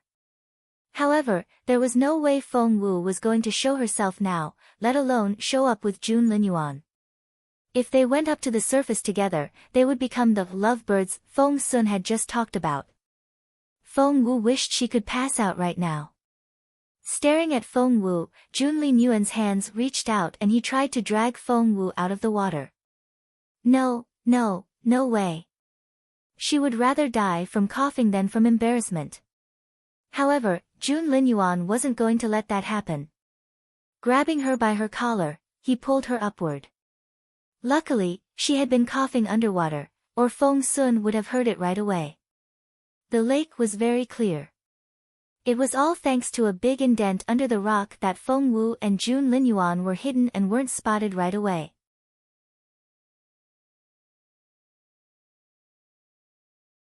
Chapter 269, Your Way Out of Line. Jun Linyuan almost succeeded in dragging Feng Wu out. No! At that critical moment. Wrapping her arms around Jun Linyuan's neck and clamping her legs around his lean waist, Feng Wu bent down and pressed her lips to his.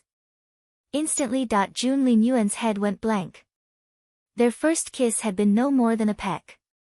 The second one was to keep her from making any sounds. This was the third time. Feng Wu was running out of air from all the coughing and she forced Jun Linyuan's mouth open, robbing him of the limited amount of oxygen he could offer. Jun Linyuan went completely stiff, which was very unlike his usual aloof and graceful self. He could clearly feel the legs clamped around his waist. And it felt as if his heart was going to jump out of his mouth. Why did Feng Wu have such an effect on him?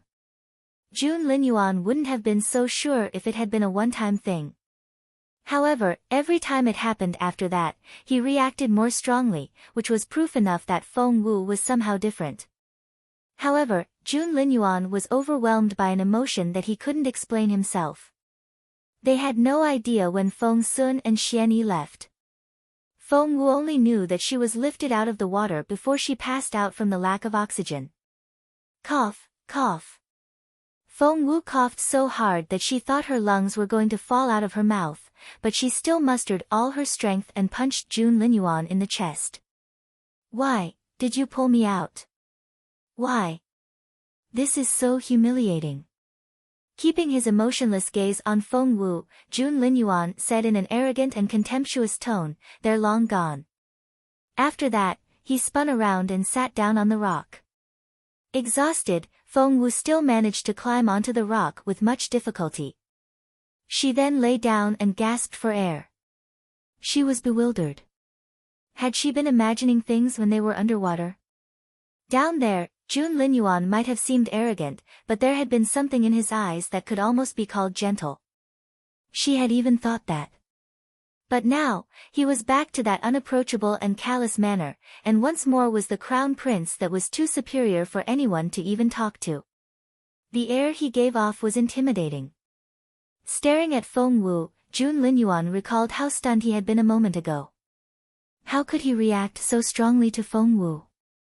As a cultivator whose sole purpose in life was to reach the pinnacle of martial arts, that was unacceptable. Jun Linyuan's intense gaze on Feng Wu gradually cooled down until it was void of all emotion. Feng Wu. Jun Linyuan's brooding gaze felt bone-chillingly cold. You're very attractive, but you're also way out of line. What? Glaring at Jun Linyuan, Feng Wu didn't understand what he meant. I won't stop you from falling in love with me, but please restrain yourself and don't interfere in my life. Jun Linyuan said in a serious tone. But, I've seen you without your clothes, after all. I'll make an exception and take responsibility, said the crown prince proudly. Feng Wu was speechless. Instead of replying to him with words, Feng Wu slapped Jun Linyuan hard in his face. Smack. The crown prince had been hit before, but never in the face. After the crisp sound, a swollen red mark in the shape of a hand appeared on Jun Linyuan's cheek. Feng Wu had used all her strength in that strike. She was beyond furious. Jun Linyuan. Rising to her feet, Feng Wu looked down and pointed her right index finger at the crown prince. You've gone too far.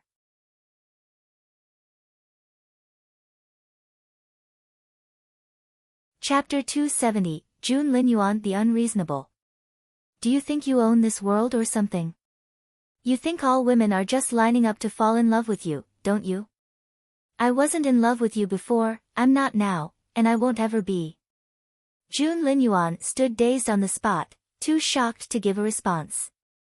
He had been slapped. He had been slapped in the face. Moreover, he had said he was willing to take responsibility for what had happened, so why was this girl still roaring like a little lion? Shouldn't she be giggling and all shy now? The sages were so right, women and children were unfathomable. The crown prince was angry as well. Just think about it. Casting a stern look at Feng Wu, Jun Linyuan turned to leave. Think? Think my ass. Feng Wu yelled furiously. Darkness had fallen. The mountain trails were tortuous and were even more so after sunset. Feng Wu dashed into the mountains, still pissed, and soon ran into a few silver horn boars. The boars were starving and were elated to find a human girl on her own. They charged at her, roaring. For silver horn boars running at full speed was quite a terrifying scene. Feng Wu urgently needed to vent her anger at the moment. The hell with, I won't stop you from falling in love with me. The hell with, restrain yourself. The hell with, don't interfere in my life. And the hell with, take responsibility. Hahahaha. Of all the people Feng Wu had ever met, he was the biggest narcissist of all. How irritating was that? Feng Wu struck out at lightning speed. She didn't use a sword, for it wouldn't be cathartic enough. Feng Wu just used her fists. Rumble. She struck out, one punch after another. Her small fists seemed to have endless strength in them. Each punch landed in an eye socket. Rumble. Crumble. There were 4 boars to begin with, but more were attracted by the noise, and in the end, over 100 boars showed up. On a normal day, Feng Wu wouldn't have bothered to hang around and would have promptly retreated. This was because these silver horn boars were anything but weak. She couldn't guarantee that she would be able to safely get away from so many of them. However, driven by rage, Feng Wu could no longer think straight. Rumble. The only thing she could think of now was to attack, attack, attack. She saw Jun Linyuan's face in every boar. She was killing a boar with each punch, which felt rather satisfying. More boars kept coming and there were hundreds of them now. However, people were intimidated by unreasonably violent people, and so were boars. Feng Wu's ferocious strikes were an utterly shocking sight for these silver horn boars. They could take Feng Wu out by charging at her all at once, but they were already terrified by Feng Wu's frantic attack without care for her own safety. They turned to flee, scattering like scared birds. And they spread the news among themselves. Crazy woman back there.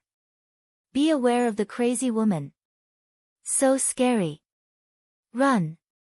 Feng Wu had no idea what kind of impact she had made on the boars, and she carried out the bloody massacre with bloodshot eyes. When that red mist in front of her eyes finally disappeared and she was able to calm down. Everywhere she turned, she saw dead silver horn boars. Their bodies were scattered all over the mountain. And every single one of them had been killed with just one strike in the head. Their brains were all over the ground. Their eyes were wide open. They looked miserable. Once she was back to normal, Feng Wu looked at this in disbelief. She looked from her hands to the dead boars. A few boars had yet to leave. Their eyes met Feng Wu's and instantly.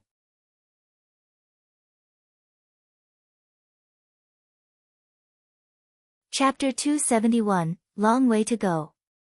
They wailed and couldn't run away quickly enough. It was as if they had wings on their feet.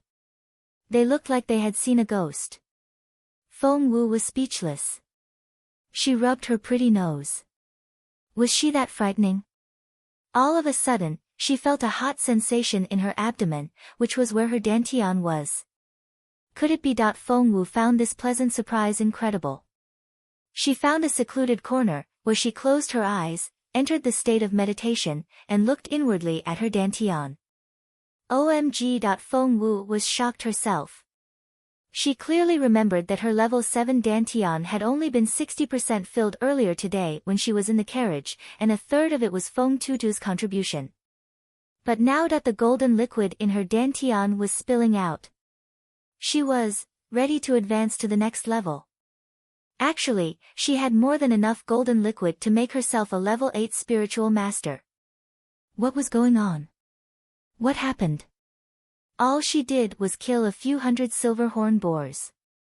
What Feng Wu didn't know was that when she massacred the boars, she had entered an extreme mental state that most cultivators would never experience in their lifetimes. This state was only accessible when one reached the extremes of an emotion. It could be joy, rage, sorrow, or happiness. Only when one reached the threshold would they have a chance of entering this state. Once they did, they would enjoy great benefits. There was no time to think. Feng Wu closed her eyes and began to cultivate. Guiding the overflowing golden liquid, Feng Wu turned it into a tiny golden dragon and let it travel through her meridians. The dragon split into 2 at her heart. One streak traveled all the way up until it reached the divine blood of the phoenix situated between her eyebrows. The other streak traveled down, from the Buk acupoint to the Guanmen and then Tai. After reaching Sanyinjiu, it turned up at the calves and headed for that divine blood of the phoenix between her eyebrows. The divine blood of the phoenix and Datian cooperated with each other. The dragon emerged from her dantian and ended its journey at the divine blood. Once the journey was completed and the golden liquid was absorbed by her body. Rumble. Feng Wu heard the fluctuation of spiritual essence inside her. She had reached level 8. She was a level 8 spiritual master now. Feng Wu was elated. She never expected to be able to level up again after having reached level 7 just that morning. Even when she had still been known as the genius girl, she had never made such fast progress. After activating the divine blood of the phoenix her master had given her and resuming her cultivation, Feng Wu had started from scratch and made her way up to a level 8 spiritual master in under a month. Such speed was unmatched in the whole of the Junwu Empire. Feng Wu took a deep breath. Blessings and curses did come in pairs. Quarreling with Jun Linyuan had helped her with her cultivation progress, so it hadn't been completely awful after all. However, blue veins popped on Feng Wu's forehead again as soon as she recalled what he had said. Jun Linyuan. Humph. Ignoring the dead boars, Feng Wu rose to her feet and headed back to the campsite. Little Feng Wu. Feng Sun pranced toward her as soon as Feng Wu set foot in the camp.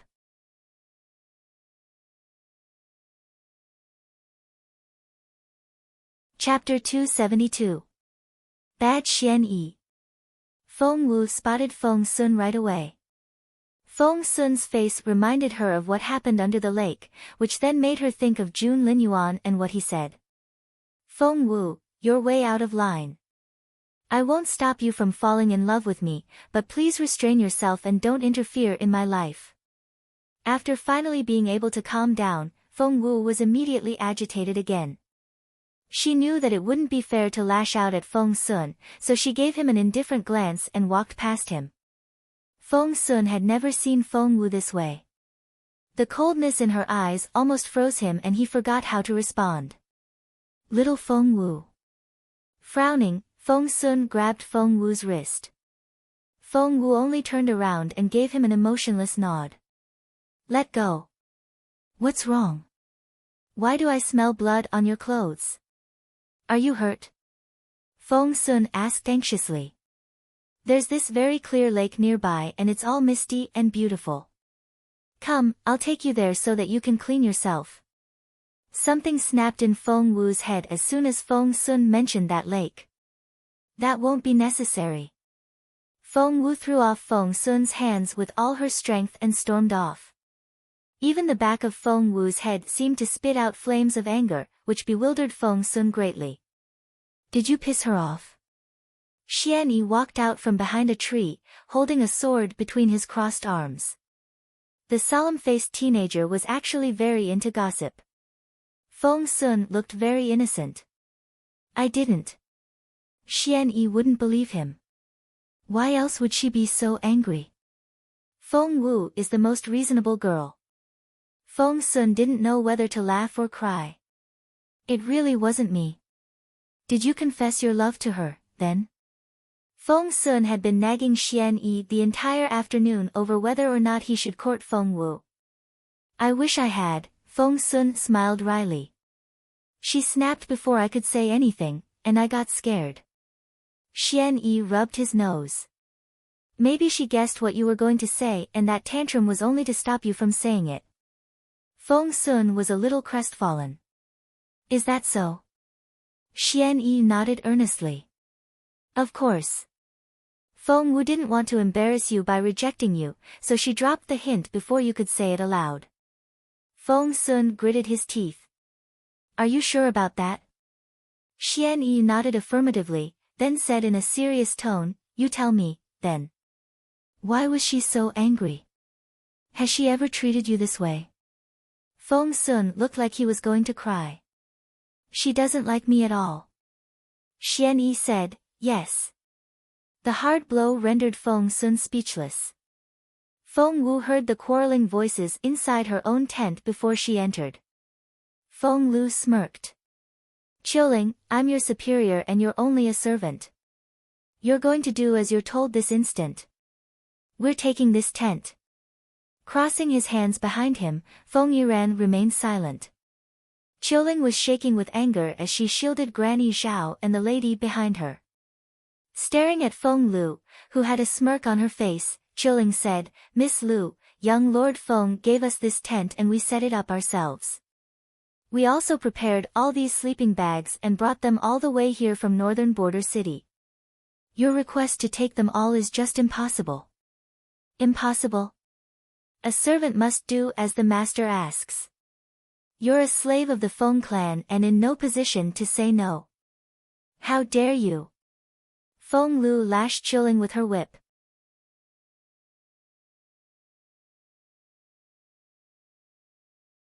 Chapter 273, How Can You Defeat Me? Qiuling was only a level 1 spiritual master who specialized in skills related to daily tasks.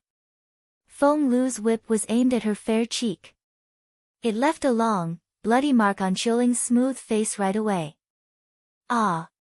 The beautiful lady cried out in fear and cringed. Granny Zhao pulled the lady into her arms and consoled her.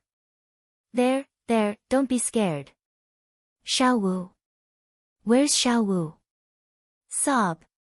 Feng Wu was the lady's ultimate emotional anchor and the person she could always turn to. Whenever something happened, Feng Wu was the first person that came to the lady's mind. Feng Wu saw Feng Lu lash Qiuling with her whip again as soon as she entered the tent. Feng Lu was bellowing, "How dare you disrespect me? I'll sell you to a whorehouse and you'll wish you were dead. Try to talk back to your customers there." The whip was about to land on Qiuling's face again. Rage filled Feng Wu's eyes. No one saw how she did it, but the next second, she grabbed the silver tip of the whip. The whip consisted of 9 sections, all of which were barbed. The spikes grew denser from the handle to the tip. Hearing the noise, Feng Sun was going to run to Feng Wu's aid. Jun Linyuan smirked. "Get back here."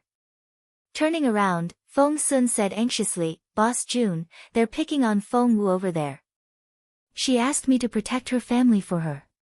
I have to go to her."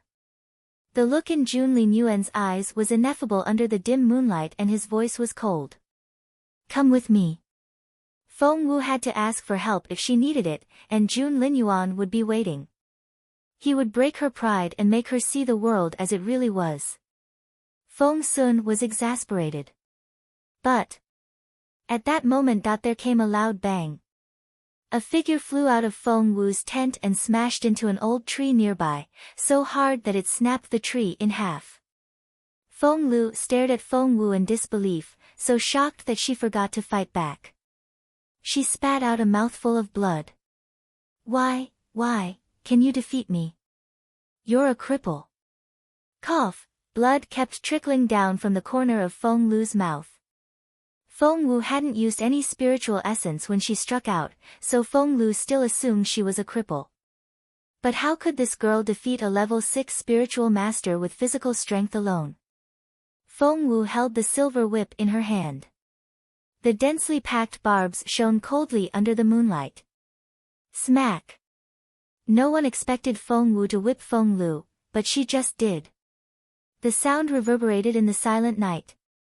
One would normally avoid hitting their opponent in the face when fighting, but the face was exactly where Feng Wu aimed. Blood splashed out from Feng Lu's fair cheek after one whip. Ah!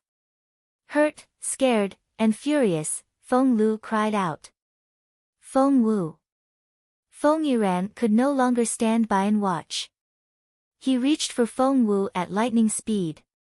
However, as soon as he touched Feng Wu's wrist, Feng Yiran went completely stiff as an excruciating pain ran from his fingertips all the way to his head. Feng Yiran was rendered immobile instantly. Feng Wu. Staring at Feng Wu in disbelief, Feng Yiran realized that he had lost control over half of his body. Feng Yiran was no novice. As the heir-to-be of the Feng clan, he had reached the spiritual grandmaster stage after consuming a considerable amount of his clan's resources.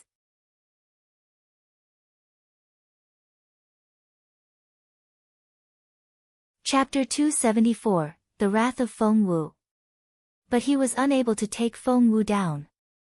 What happened was that he had felt a burning sensation on his fingertips as soon as he touched Feng Wu's wrist. It was obvious that she had put some potent poison there. Looking at Feng Wu's wrist, Feng Yiran saw that it had swollen up and was quite a dreadful sight. However, it didn't seem to affect Feng Wu's movements at all, and the silver-white whip whooshed through the air. Smack! Another merciless strike landed on Feng Wu's cheek. That first one was on your left cheek, and this time I chose the right. Now it's well balanced. Feng Wu snorted. But do you think I'll cut you loose just like that after what you did to Qiuling? In your dreams. After that. Feng Wu rolled up her sleeves and lashed Feng Lu relentlessly with the silver whip. Crack! Crack! Crack! The crisp sound of the whip resonated in the air. Feng Wu spared no effort in her strikes. She didn't use any of her spiritual essence, for it wasn't time for her to show that card yet. Hence, she was only using physical strength. A level 8 spiritual master might not be strong enough physically, but Feng Wu's body had been enhanced by the divine blood of the phoenix and her strength was incredible. Feng Lu shrieked in pain at each lash and tears rolled down her cheeks as she howled. Feng Sun and Jun Linyuan exchanged looks. Feng Sun had been about to rush to Feng Wu's aid, but saw that he didn't need to, for Feng Wu had gained the upper hand. The proud crown prince, on the other hand, was waiting for Feng Wu to beg for his help, so naturally he wasn't going to step in. However, neither of them had expected Feng Wu to easily overpower Feng Lu, who was a level 6 spiritual master. She had even given Feng Yiran, a spiritual grandmaster, a hard time. Jun Linyuan stared at Feng Wu's swollen right wrist with an indecipherable look in his eyes. One couldn't pinpoint exactly what it was, but it certainly contained a degree of anger. Feng Lu rolled around on the ground in pain as she wailed and cried. Feng Yiran glared at Feng Wu. Stop! Stop it! However, he only yelled, but didn't try to stop Feng Wu physically. For he couldn't feel one side of his body. Looking down, he saw that one of his arms had turned a grayish-blue in color, which was terrifying to watch. Feng Wu only stopped after 20 lashes, and by then, Feng Lu had almost passed out. She threw the whip onto Feng Lu's face with a smirk. Next time I catch you bullying my family, I'll beat you 10 times for every finger you lay on them. Mark my words. The silver whip hit Feng Lu on her nose and blood oozed out from her nostrils right away, which looked rather terrifying. Frightened, Feng Lu forgot to cry. Everyone else was also shocked by Feng Wu's deeds and none of them spoke for a long time. Uncle Chiu and Granny Zhao exchanged looks of pleasant surprise. Their proud, unrestrained Miss Wu was back. That was great. Tears of excitement welled up in their eyes. With Miss Wu getting her ability back, they, the second branch of the Feng clan, would no longer have to fear anyone in the clan. Feng Sun was equally stunned. He had always thought of Feng Wu as this frail, helpless girl, but as it turned out, she was ruthless when she wanted to be. The whipping even creeped him out and he said a silent prayer for Feng Lu. Xiao Wu, sob, the beautiful lady took Feng Wu's hand and gave it a tug. Feng Wu's expression, which had been as intimidating as a fiend's a moment ago, softened right away, and she gave her mother a warm smile. Mom, don't be afraid. I'm here for you. Yes. The lady trusted Feng Wu completely and relied on the latter like a fragile vine on a tree.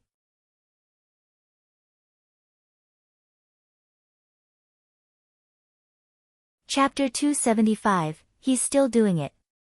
Little Feng Wu, that was incredible, Feng Sun patted Feng Wu's hand. I thought you'd be hopeless without spiritual essence. I didn't expect you to be able to scare Feng Yiran off. Good for you. Feng Wu gave him a nonchalant nod, then turned to walk her mother back into the tent. All of a sudden, she sensed a pair of baleful eyes staring at her. Who's there? Stop hiding. Picking up a stone, Feng Wu hurled it at a corner. Thud. The stone hit something, which cried out in pain. A crisp voice cried out in that shady corner. Ouch, Feng Wu, that hurts. Who the hell do you think you are? How dare you do that to me? Looking at Yan Yan, who had walked out of that corner, Feng Wu narrowed her eyes. Don't flatter yourself. You're not worth my attention. Cousin. Cousin. You saw what she did. You saw it, right? Yan Yan ran toward Feng Sun, still crying. Feng Sun found Yan Yan the ultimate pain in the neck. He frowned at her. Aren't you supposed to be going back to Linyuan City with my aunt? Why are you here? Does your mother know you're here? Of course Mrs. Yan knew nothing about this, or she would have broken Yan Yan's legs herself. Yan Yan turned evasive. Cousin, I want to go back to the Imperial capital. I miss my father and my younger brother. Just take me with you, sob. Feng Sun was speechless. Missing her father and brother? Like hell he was going to believe that. She had shamelessly followed them here only because of Boss Jun. He scowled at her. We only have enough provisions for ourselves, and you're not included. Where are you supposed to sleep tonight? I'll let you stay here tonight, but you're going back to Linyuan first thing tomorrow morning.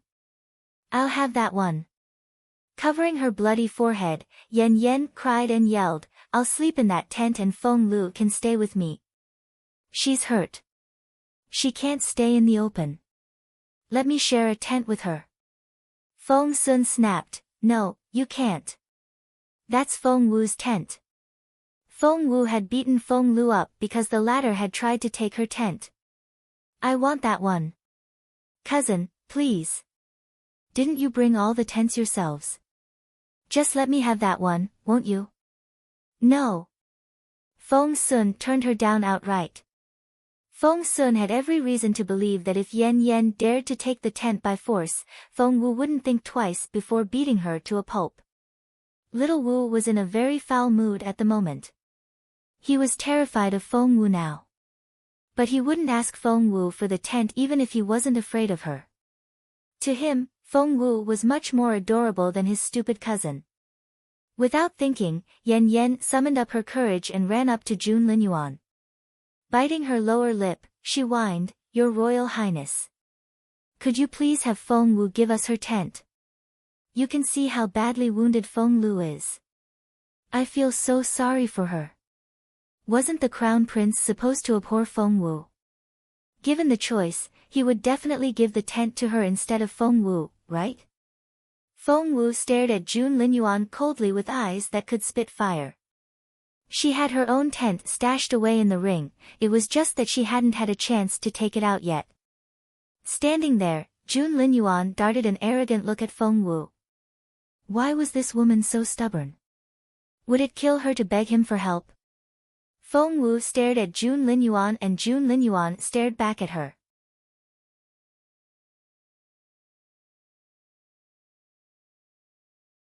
Chapter 276, I Don't Want It.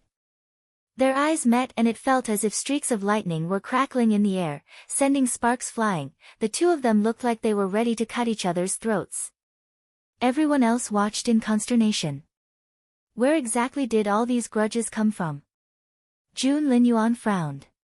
She just wouldn't beg him, would she? He had never been disrespected before in his life, and it felt so humiliating. The look on Feng Wu's face was equally grim. She could still hear Jun Linyuan's words in her head. Feng Wu, you're way out of line. I won't stop you from falling in love with me, but please restrain yourself and don't interfere in my life. Feng Wu took a deep breath. Her cheeks burned and the humiliated feeling was coming back. She felt so offended. It was so frustrating.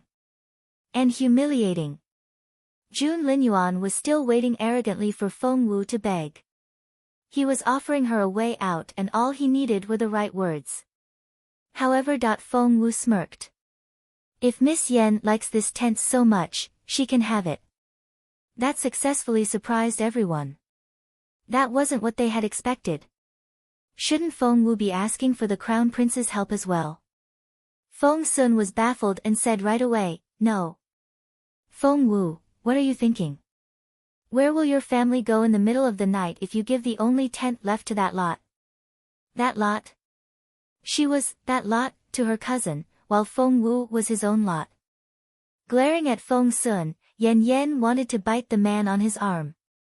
Feng Sun couldn't care less about Yan Yan's injury. Staring at Feng Wu, he said loudly, "No.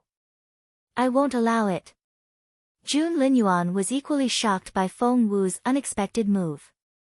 A grim look flickered in his brooding eyes. Feng Wu smirked. "Why not? I don't want it and that's that. Where are you going to stay tonight, then? You can stand the rough weather, but what about your mother? She's so fragile." Feng Sun snapped. Holding Feng Wu's hand, the lady glowered at Feng Sun. She didn't utter a word, but the look on her face said enough. She would go wherever Feng Wu went. Taking her mother's slender hand, Feng Wu smiled.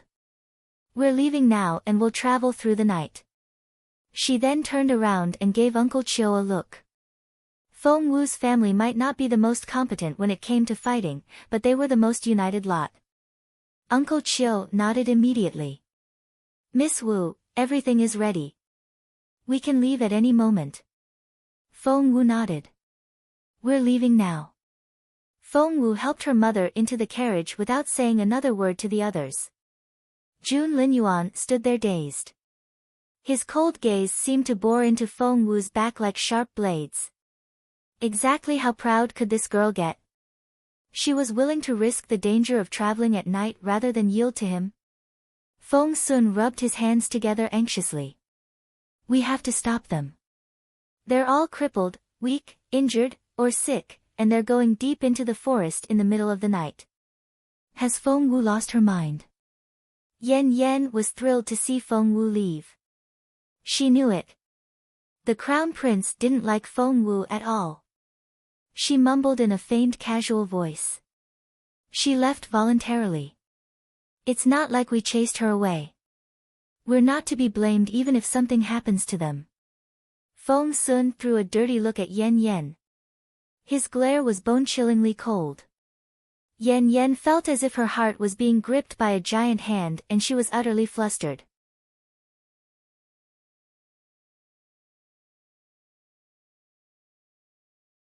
Chapter 277, Feng Wu was out.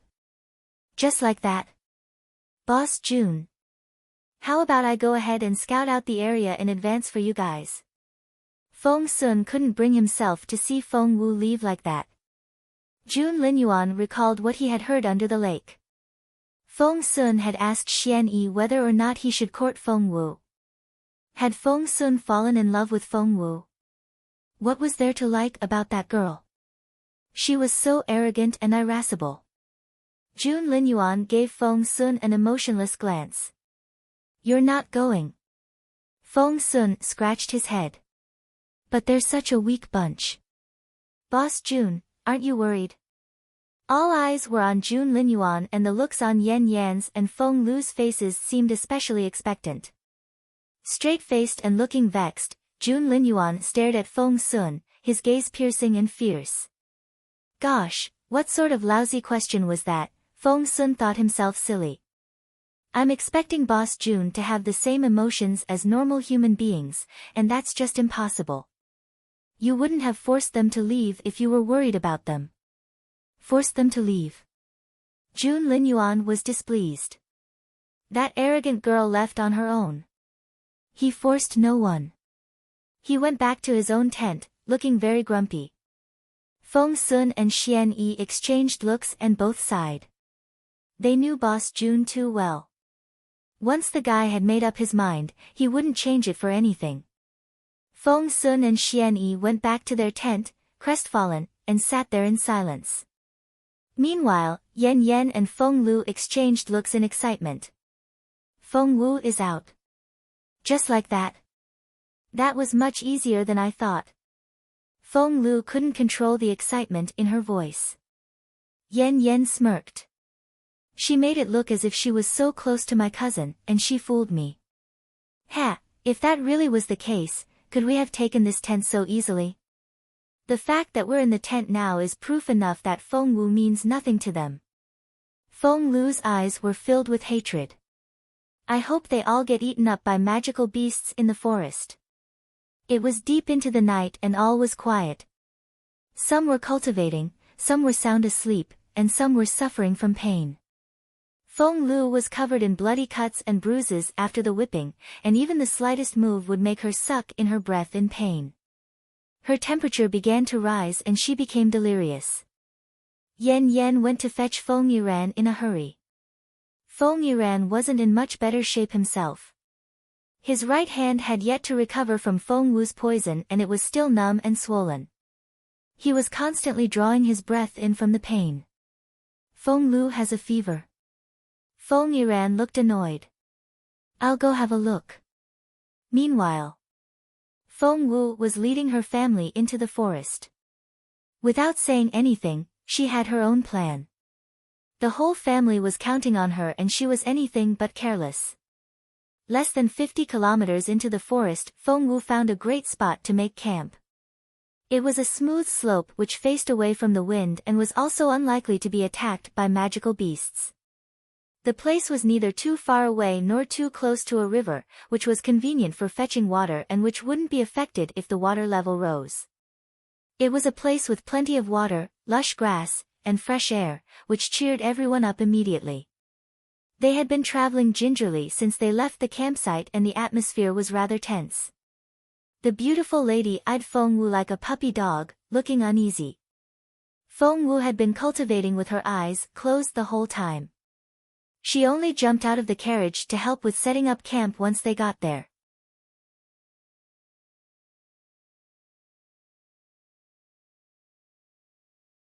Chapter 278, The Superb Miss Wu. Feng Wu sensed the strange atmosphere and asked in confusion, "Why are all of you so quiet?" Qiuling replied tentatively, "Miss, I thought you were upset." "Since when?" Feng Wu asked in resignation. "When we left just then, you were so." Feng Wu gave her a wry smile. "How cheerful could I be? They took our tent. But you have to admit, we're so much more relaxed now, after leaving the Crown Prince and his wingmen." "The Crown Prince and his wingmen?" Qiuling grimaced, then agreed. "That's right. The Crown Prince and his wingmen, well, especially His Royal Highness. Even the air feels denser when he's around. I had to walk on tiptoes. It indeed feels much more relaxing when they're not around anymore." The others chimed in after Qiuling said that, and even the lady nodded repeatedly while holding Feng Wu's hand. Feng Wu smacked her forehead. So, everyone agreed that Jun Linyuan was such an intimidating man. "Since all of us don't like to have them around, we'll travel on our own from now on." Feng Wu made the decision. "But," Qiuling asked gingerly, "will it be safe for us?" Feng Wu smiled. "I'm a level 8 spiritual master already and Uncle Qiu is almost recovered. I think the two of us are more than enough to keep everyone safe." "Level 8? Uncle Qiu looked at Feng Wu in disbelief. "Miss Wu, you've reached level 8 already?" Uncle Qiu was a level 7 spiritual master and he knew better than anyone else here that the more one advanced, the more difficult it was for them to make further progress. Take himself as an example. He had been stuck at level 7 for several years without making any progress at all. Feng Wu smiled. "Yes. I reached level 8 only hours ago. If I recall correctly." "Miss Wu, you only restarted your cultivation the day we set out, didn't you?" Uncle Qiu was so excited that the corner of his mouth trembled, as well as his voice. Feng Wu nodded casually. Uncle Qiu was speechless. So was Granny Zhao. And Qiuling. Their Miss Wu was incredible. Hahaha, joy almost brought tears to Uncle Qiu's eyes. "I was worried about protecting this branch of the Feng clan from all those prying eyes after we get back to the Imperial capital, but I now see that my concerns are completely unnecessary. Our Miss Wu is a genius." Granny Zhao added happily, "No one will ever look down upon Miss Wu and this second branch of the Feng clan anymore." The beautiful lady had no idea why everyone else was so excited, but hearing their praise for Feng Wu, she smiled happily. It was already quite late and Feng Wu spared Granny Zhao from making a proper dinner. She boiled a pot of hot water and made 5 bowls of instant noodles instead. After the quick supper, everyone went back to their own tents. Feng Wu and Uncle Chiu were to keep watch. Knowing that the second shift was the harder one, Feng Wu told Uncle Chiu to take the first shift. Naturally, Uncle Chiu tried to refuse, but Feng Wu persuaded him with the simplest reason: she would cultivate while she kept watch and she needed absolute silence. Magical beasts still made all kinds of noises during the first shift and it would be impossible for her to cultivate properly. Uncle Chiu had no choice but to agree. In Jun Linyuan's tent, luminous pearls lit up the extravagant interior of the tent, making it as bright as daylight. The crown prince had his beautiful deep-set eyes closed as he sat there with a straight back and his legs crossed. He was cultivating.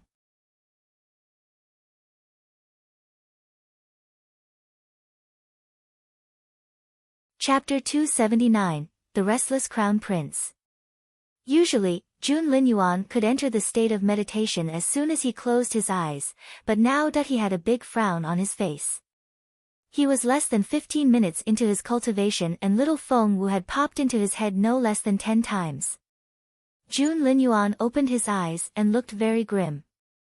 For the first time in his life, Jun Linyuan realized that he couldn't clear his head of distracting thoughts. He would go to sleep, then. Climbing into his bed in frustration, Jun Linyuan pulled the duvet into his arms. However, as soon as he closed his eyes, little Feng Wu was there again, giving him a teasing wink. Jun Linyuan was astonished. Turning around in frustration, he tried lying on his other side. When he was finally getting a little sleepy, what happened earlier in the lake came back into his head like a slideshow. Jun Linyuan was amazed by how retentive his memory was. He remembered everything vividly, from when Feng Wu took off her undergarment to everything after that.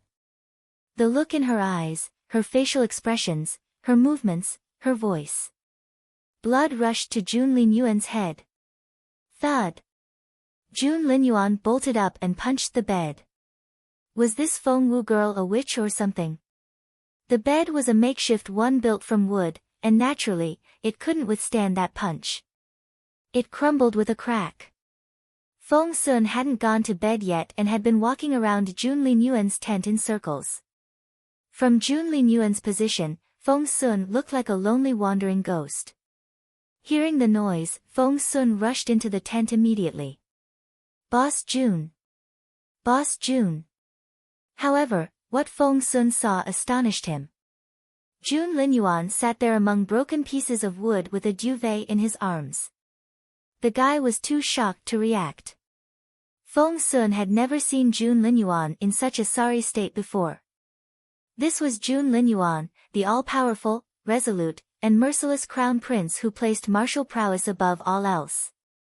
However, the look on his face now reminded Feng Sun of a 5-year-old.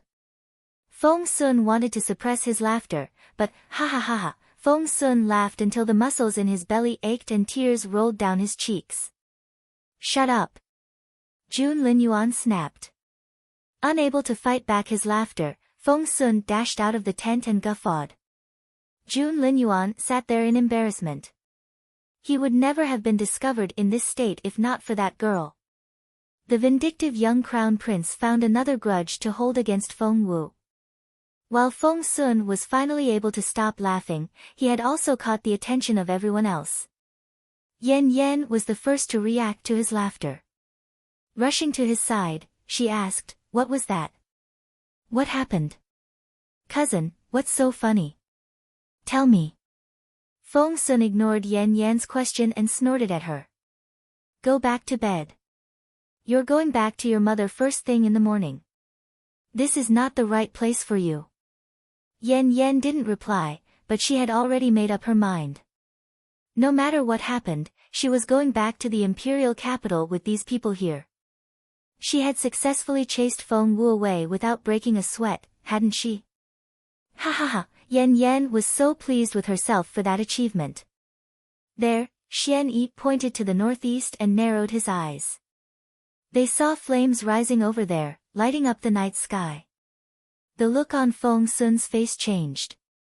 That's in the direction of the route back to the Imperial capital. Xuan Yi nodded. And little Feng Wu left in that direction. Xuan Yi nodded again. Without thinking, Feng Sun rushed into Jun Linyuan's tent and cried out, "Boss Jun! Help!" Jun Linyuan's face was as unruffled as an old well. He darted a haughty look at Feng Sun. "It's little Feng Wu."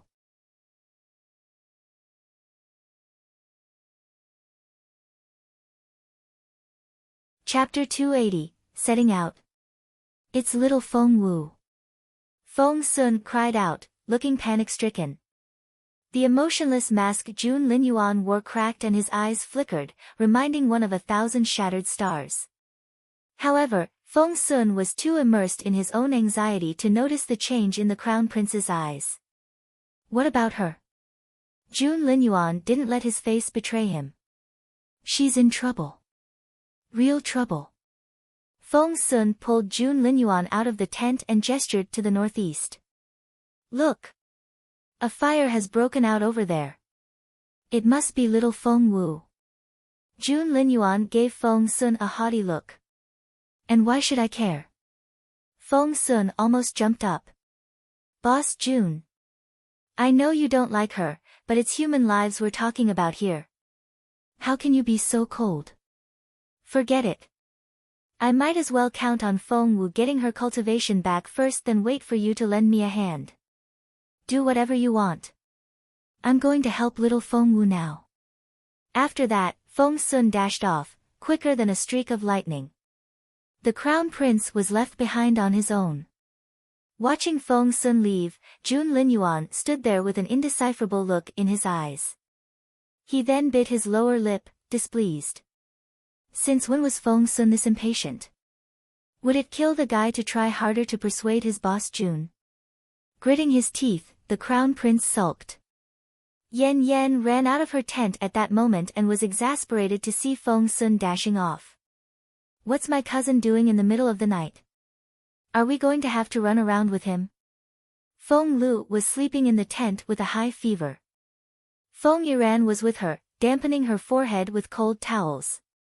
His stomach lurched when he heard Yan Yan's words. Seriously? They had to go out in the middle of the night. And in such weather. When no one was looking, the stars had stopped twinkling in the sky. The silver moon was completely covered by thick clouds. The wind was gusty and it felt like little blades on their cheeks.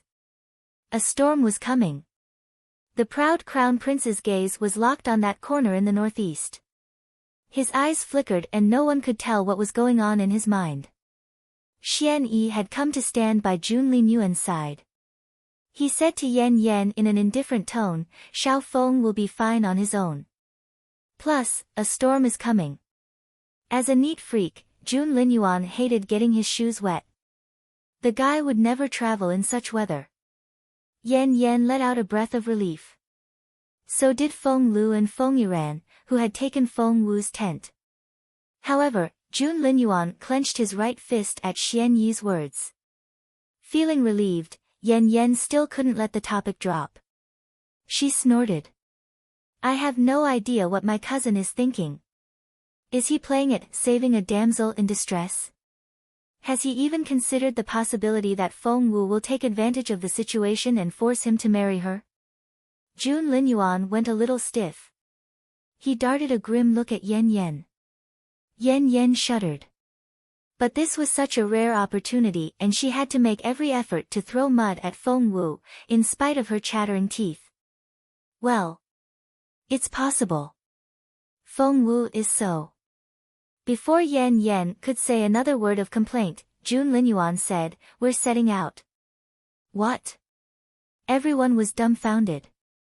Setting out? In the middle of a storm?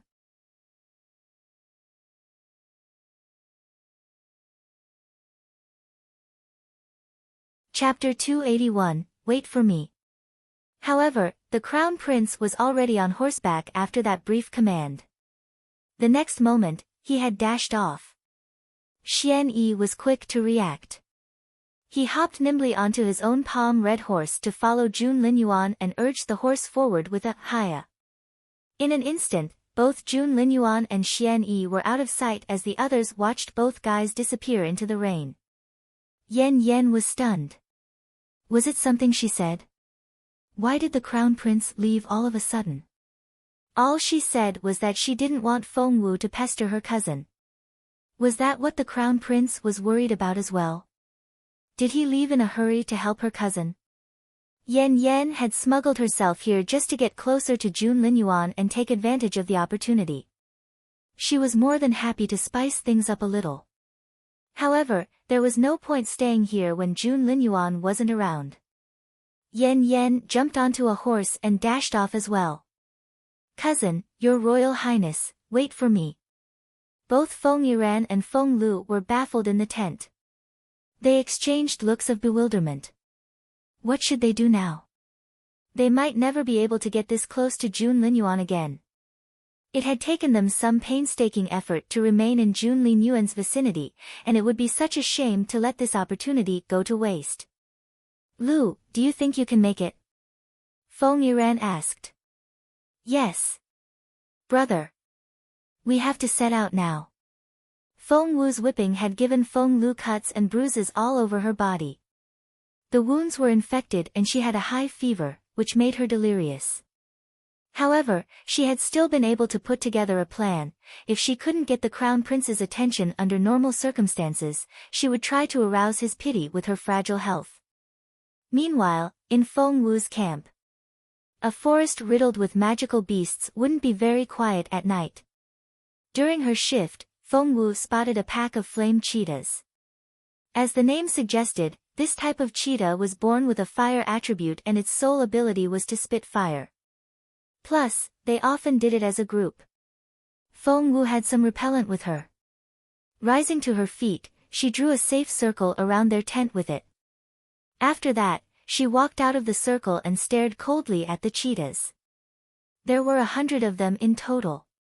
Their eyes were fluorescent green in the dark, and as they looked back at Feng Wu, they opened their mouths, baring their sharp fangs. Feng Wu smiled a little. The timing was perfect. Feng Wu had been advancing so fast in her cultivation level that she didn't have any time to practice her combat skills accordingly. As a result, although she was a level 8 spiritual master already, her foundation was shaky and she didn't have the corresponding physical strength. Hence that she was in dire need of an arduous battle to temper her body. Feng Wu had been keeping the fact she had resumed her cultivation from most people, making it very difficult for her to fight the opponents she needed. Luckily, they were in a forest of magical beasts now, and luckily, these 100 flame cheetahs had just landed on her doorstep. "Well, I guess I'll practice my flaming sword with you." Feng Wu raised flaming sword in her right hand and pointed it at the cheetahs. Last time, Feng Wu was able to make it to the 10th stance of her swordplay, piercing stars.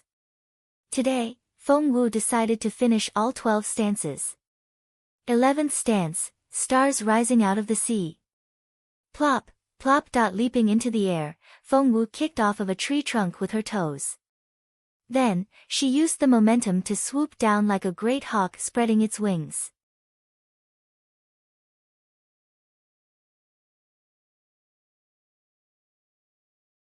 Chapter 282, Stars in Heaven. Flames burst out from the tip of her flaming sword. And the flames leapt toward the sky. Under the moonlight, the sword looked resplendent. Sparks flew in all directions and all the flame cheetahs spat fire at Feng Wu.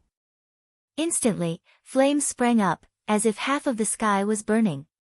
That was what had caught Feng Sun's attention earlier. Feng Wu smiled. "Bring it on." As the cheetahs stood on their hind legs to leap at Feng Wu had already crouched down.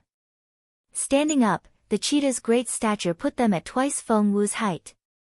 Hence, when Feng Wu bent forward and flitted past them, they couldn't even touch her sleeves. Resourceful as always, Feng Wu stabbed at the cheetah's legs and abdomens as she made her way through the pack. Infuriated, the cheetahs went after Feng Wu. However, although they were great in number, they were too big to move as nimbly. Keeping her head down at the level of their legs, Feng Wu would stab them before switching spots right away. The cheetahs would never catch her like this.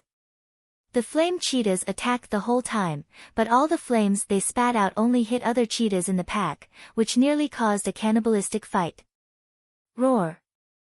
Pissed, they kept chasing after Feng Wu.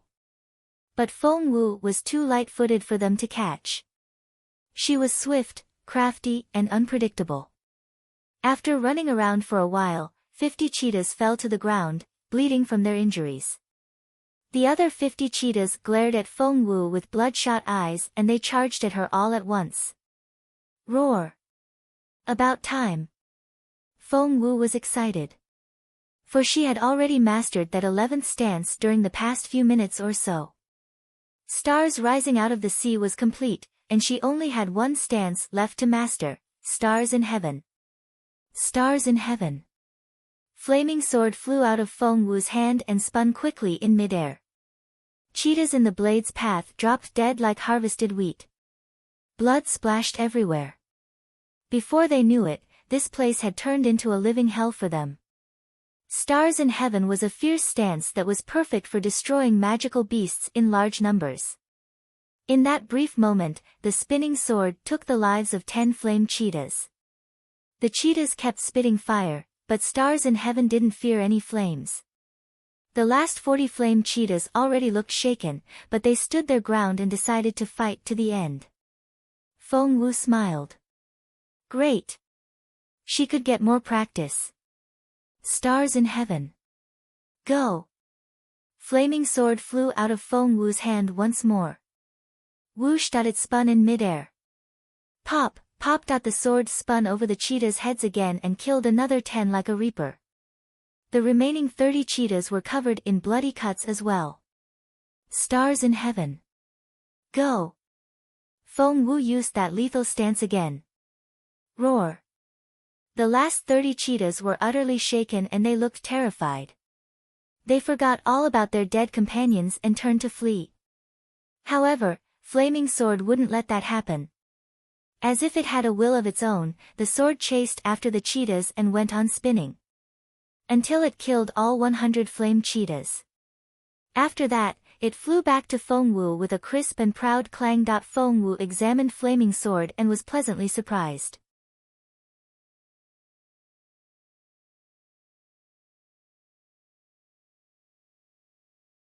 Chapter 283, She Won't Talk to Me. This sword was divine. Together with the sword stances, it was like giving a tiger wings. Thanks to Flaming Sword and the stances, Feng Wu finally had some combat skills she could count on, which would make her life back in the Imperial capital a little safer. Feng Wu was going to take care of the dead bodies when the sword flew out again and circled in the air over the dead cheetahs. The sword went over every single one of them, and by the time it came back to Feng Wu, the dead bodies had all turned to ash, which was then blown away by the wind. Without leaving a trace. Feng Wu was speechless. Only then did she realize that Flaming Sword had absorbed all the fire energy in the cheetahs, and without which, the bodies disintegrated. That was incredible. Feng Wu's mouth fell open as she stared at the scarlet-red sword in astonishment. Her beautiful master had given the sword to Feng Wu and she had no idea where it came from. She never gave it much thought before, but now, she had a feeling. This flaming sword was much more than it appeared. If only her beautiful master could wake up now. She had so many questions to ask. Feng Wu's mind wandered at the thought of her beautiful master, and she recalled the terms of her agreement with Little Phoenix. When she reached the spiritual grandmaster stage, Little Phoenix would tell her how to wake up her master. Feng Wu had thought that it would be ages before she became a spiritual grandmaster, but after her quick advancement in the last few days, she was much more hopeful.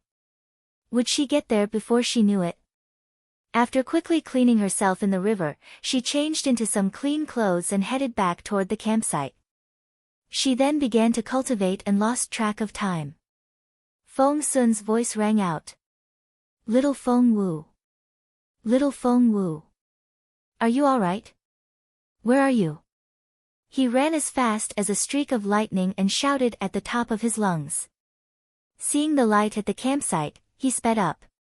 Feng Wu opened her eyes. A storm had risen when she wasn't looking.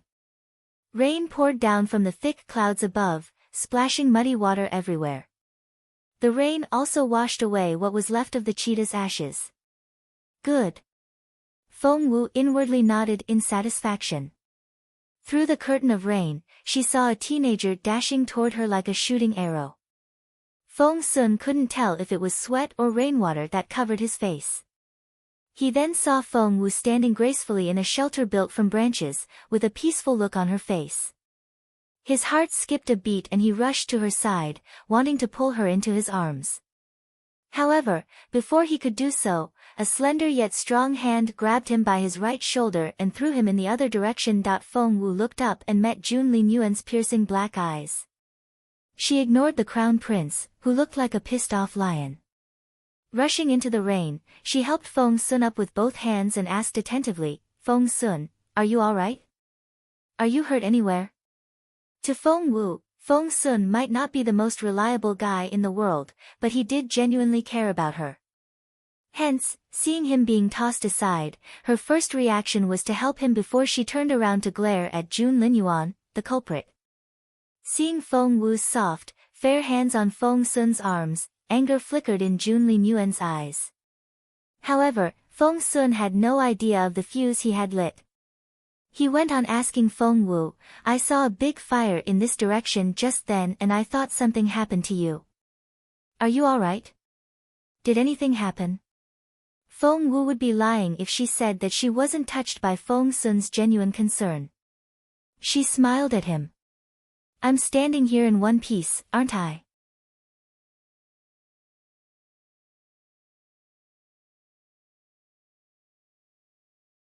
Chapter 284, Sparks and Lightning. Looking at Feng Wu from head to toe, Feng Sun nodded. "You seem unscathed. But you really didn't see a big fire?" Since the rain had washed everything away, Feng Wu was able to give him an innocent and bewildered look. "What fire?" "Nothing." "Well, all the better." Feng Sun was relieved. He had been really worried. Feng Wu smiled at Feng Sun. "Were you running so fast because you saw the fire and thought that we were in danger here?" Feng Sun raised the chin. "What do you think?" Feng Wu grinned. Her smile reminded one of a dazzling summer day and it brightened up her already stunning face. Her beauty was irresistible. Jun Linyuan stood right beside them. Grabbing Feng Wu's fair hand, he stared at her. His face was livid. And he was giving off the most imperious and intimidating air. It was the prestige characteristic of someone who held a superior position. Feng Wu stared back at Jun Linyuan and she saw the anger in his eyes, but there was something else there that she couldn't put her finger on. He just kept his gaze on her as if he was going to bore a hole into her face. But he gritted his teeth and wouldn't utter a word. Feng Wu frowned. What was going on? "I gave up my tent willingly and left in advance. Has that somehow displeased your Royal Highness?" Jun Linyuan's eyes spat flames of anger. What had displeased him? Her giving up the tent and leaving early. What did she think? However, as the proudest teenager on the continent, Jun Linyuan could never bring himself to admit it. Hence, all he could do was glare at her in the most aggressive manner. Feng Wu couldn't stand it anymore. After humiliating and provoking her, he had moved on to interrogating her now. Even Jun Linyuan couldn't bully someone like this. Feng Wu threw off Jun Linyuan's hand angrily. "This is highly inappropriate. Your Royal Highness, you're way out of line." Jun Linyuan had used those words on Feng Wu before and she threw them right back at him. The color of Jun Linyuan's face changed, and in the dark, his eyes looked even more piercing. Poor Feng Sun. The quarreling pair was giving him a headache again. What was wrong with these two? Why did they have to fight whenever they met? Hence, Feng Sun rushed to their sides and tried to mitigate. "Gosh, what's wrong with the two of you? Why are you fighting all the time? Can't we just talk like normal people?" "You two. Shut up." Feng Wu and Jun Linyuan shouted in unison. It was meant for Feng Sun, but they were still glaring at each other as they spoke. The air between them seemed to be charged with electricity, and one could almost see the sparks and streaks of lightning crackling between them.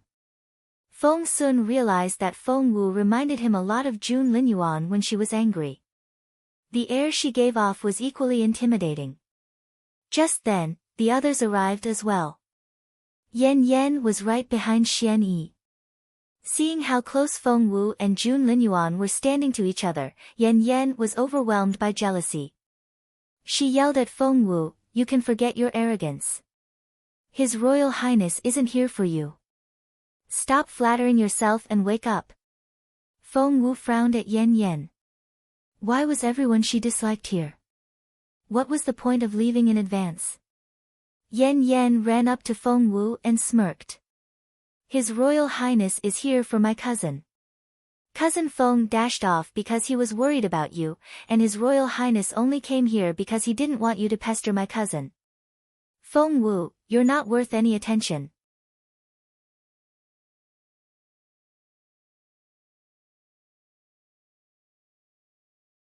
Chapter 285, So Pissed. Straight-faced, Jun Linyuan cast a stern glance at Yan, looking very displeased. He didn't want her to pester Feng Sun. Hearing Yan's words, Feng Wu felt blood rush into her cheeks. Staring coldly at Jun Linyuan, she pointed at Yan and stressed each word through gritted teeth. "Jun Linyuan, is she telling the truth?" Jun Linyuan pursed his lips tightly. He stared at Feng Wu with a grim look on his face without uttering a word. Feng Wu had never felt this humiliated. Everyone mistakenly assumed she was in love with Jun Linyuan, and now, they were slandering her about pestering Feng Sun. How highly did these people think of themselves? It was an insult to the extreme. Fury filled Feng Wu's chest, so intense that she felt like she was on fire. Pointing at Jun Linyuan with a shaking finger, she said, "You, take your minions and get lost. Right now. Go away." Little Feng Wu. Feng Sun went up to her and tried to explain. However, he was intimidated by Feng Wu's bloodshot eyes. Taking a deep breath, Feng Wu pointed to the front. "Feng Sun, I don't want to get angry with you. Please just go." Yan glowered at Feng Wu. "Mind your language. My cousin is a young lord, and even the head of your Feng clan doesn't dare speak to him like that, let alone use those words with His Royal Highness. Feng Wu, who the hell do you think you are?" However, before Yan could go on, smack. Feng Wu raised her right hand and slapped Yan in her face. "That's for talking too much." Poor Yan. She flew back at the strike and smashed into an ancient tree a short distance away, breaking a few branches. Xiao Wu, the beautiful lady, was woken up by the noise, and she stepped out of the tent to see Feng Wu hitting Yan, which frightened the lady. Holding Feng Wu's arm with her soft hands, she said, "Xiao Wu." Feng Wu only calmed down at her mother's consoling touch. Jun Linyuan glared at Feng Wu. He had come all the way here to help her out of kindness. Not only didn't she thank him, she told him to go away. Superior and proud as Jun Linyuan was, he had never been wronged like this before. He clenched his fists and blue veins popped out. Glaring at Feng Wu, Jun Linyuan looked like he was going to swallow her whole. His intimidating aura swept across the entire campsite, and the temperature seemed to drop below freezing. "It's so cold," Feng Sun shuddered. Turning to the other side, he looked right into Jun Linyuan's murderous eyes and his stomach lurched. "Boss Jun, you." Jun Linyuan gave Feng Wu one last angry look before turning to leave. He soon realized that Feng Sun wasn't following him, and he glared at the latter. "Get your ass over here." Jun Linyuan seemed to be in such a foul mood that everyone quivered inwardly and didn't dare make a sound. Growing up with Jun Linyuan, Feng Sun knew that the guy was genuinely pissed. He knew better than to defy the crown prince in such a situation. Hence, he scurried off after Jun Linyuan, while enjoining Feng Wu over his shoulder, "You guys should get going as soon as the rain stops. If the Gale ferry service up ahead gets shut down by the flood, you'll be stuck here for a month." Even at a moment like this, Feng Sun still cared about Feng Wu. Poor Feng Lu. The bumpy ride on the back of a horse almost made her pass out. After finally arriving at the campsite, she was told that Jun Linyuan had just left. Looking at Feng Lu's ghastly pale face, Feng Yiran frowned. "Can you keep up? You're tuning into the Blissful Bookshelf YouTube channel. We're so grateful for your support, and don't forget to subscribe to join us on this incredible journey through captivating stories. Your generosity through donations truly makes a world of difference, as it's the primary source of revenue that allows me to expand and enhance this channel for you. Thank you from the bottom of my heart for being a part of this adventure.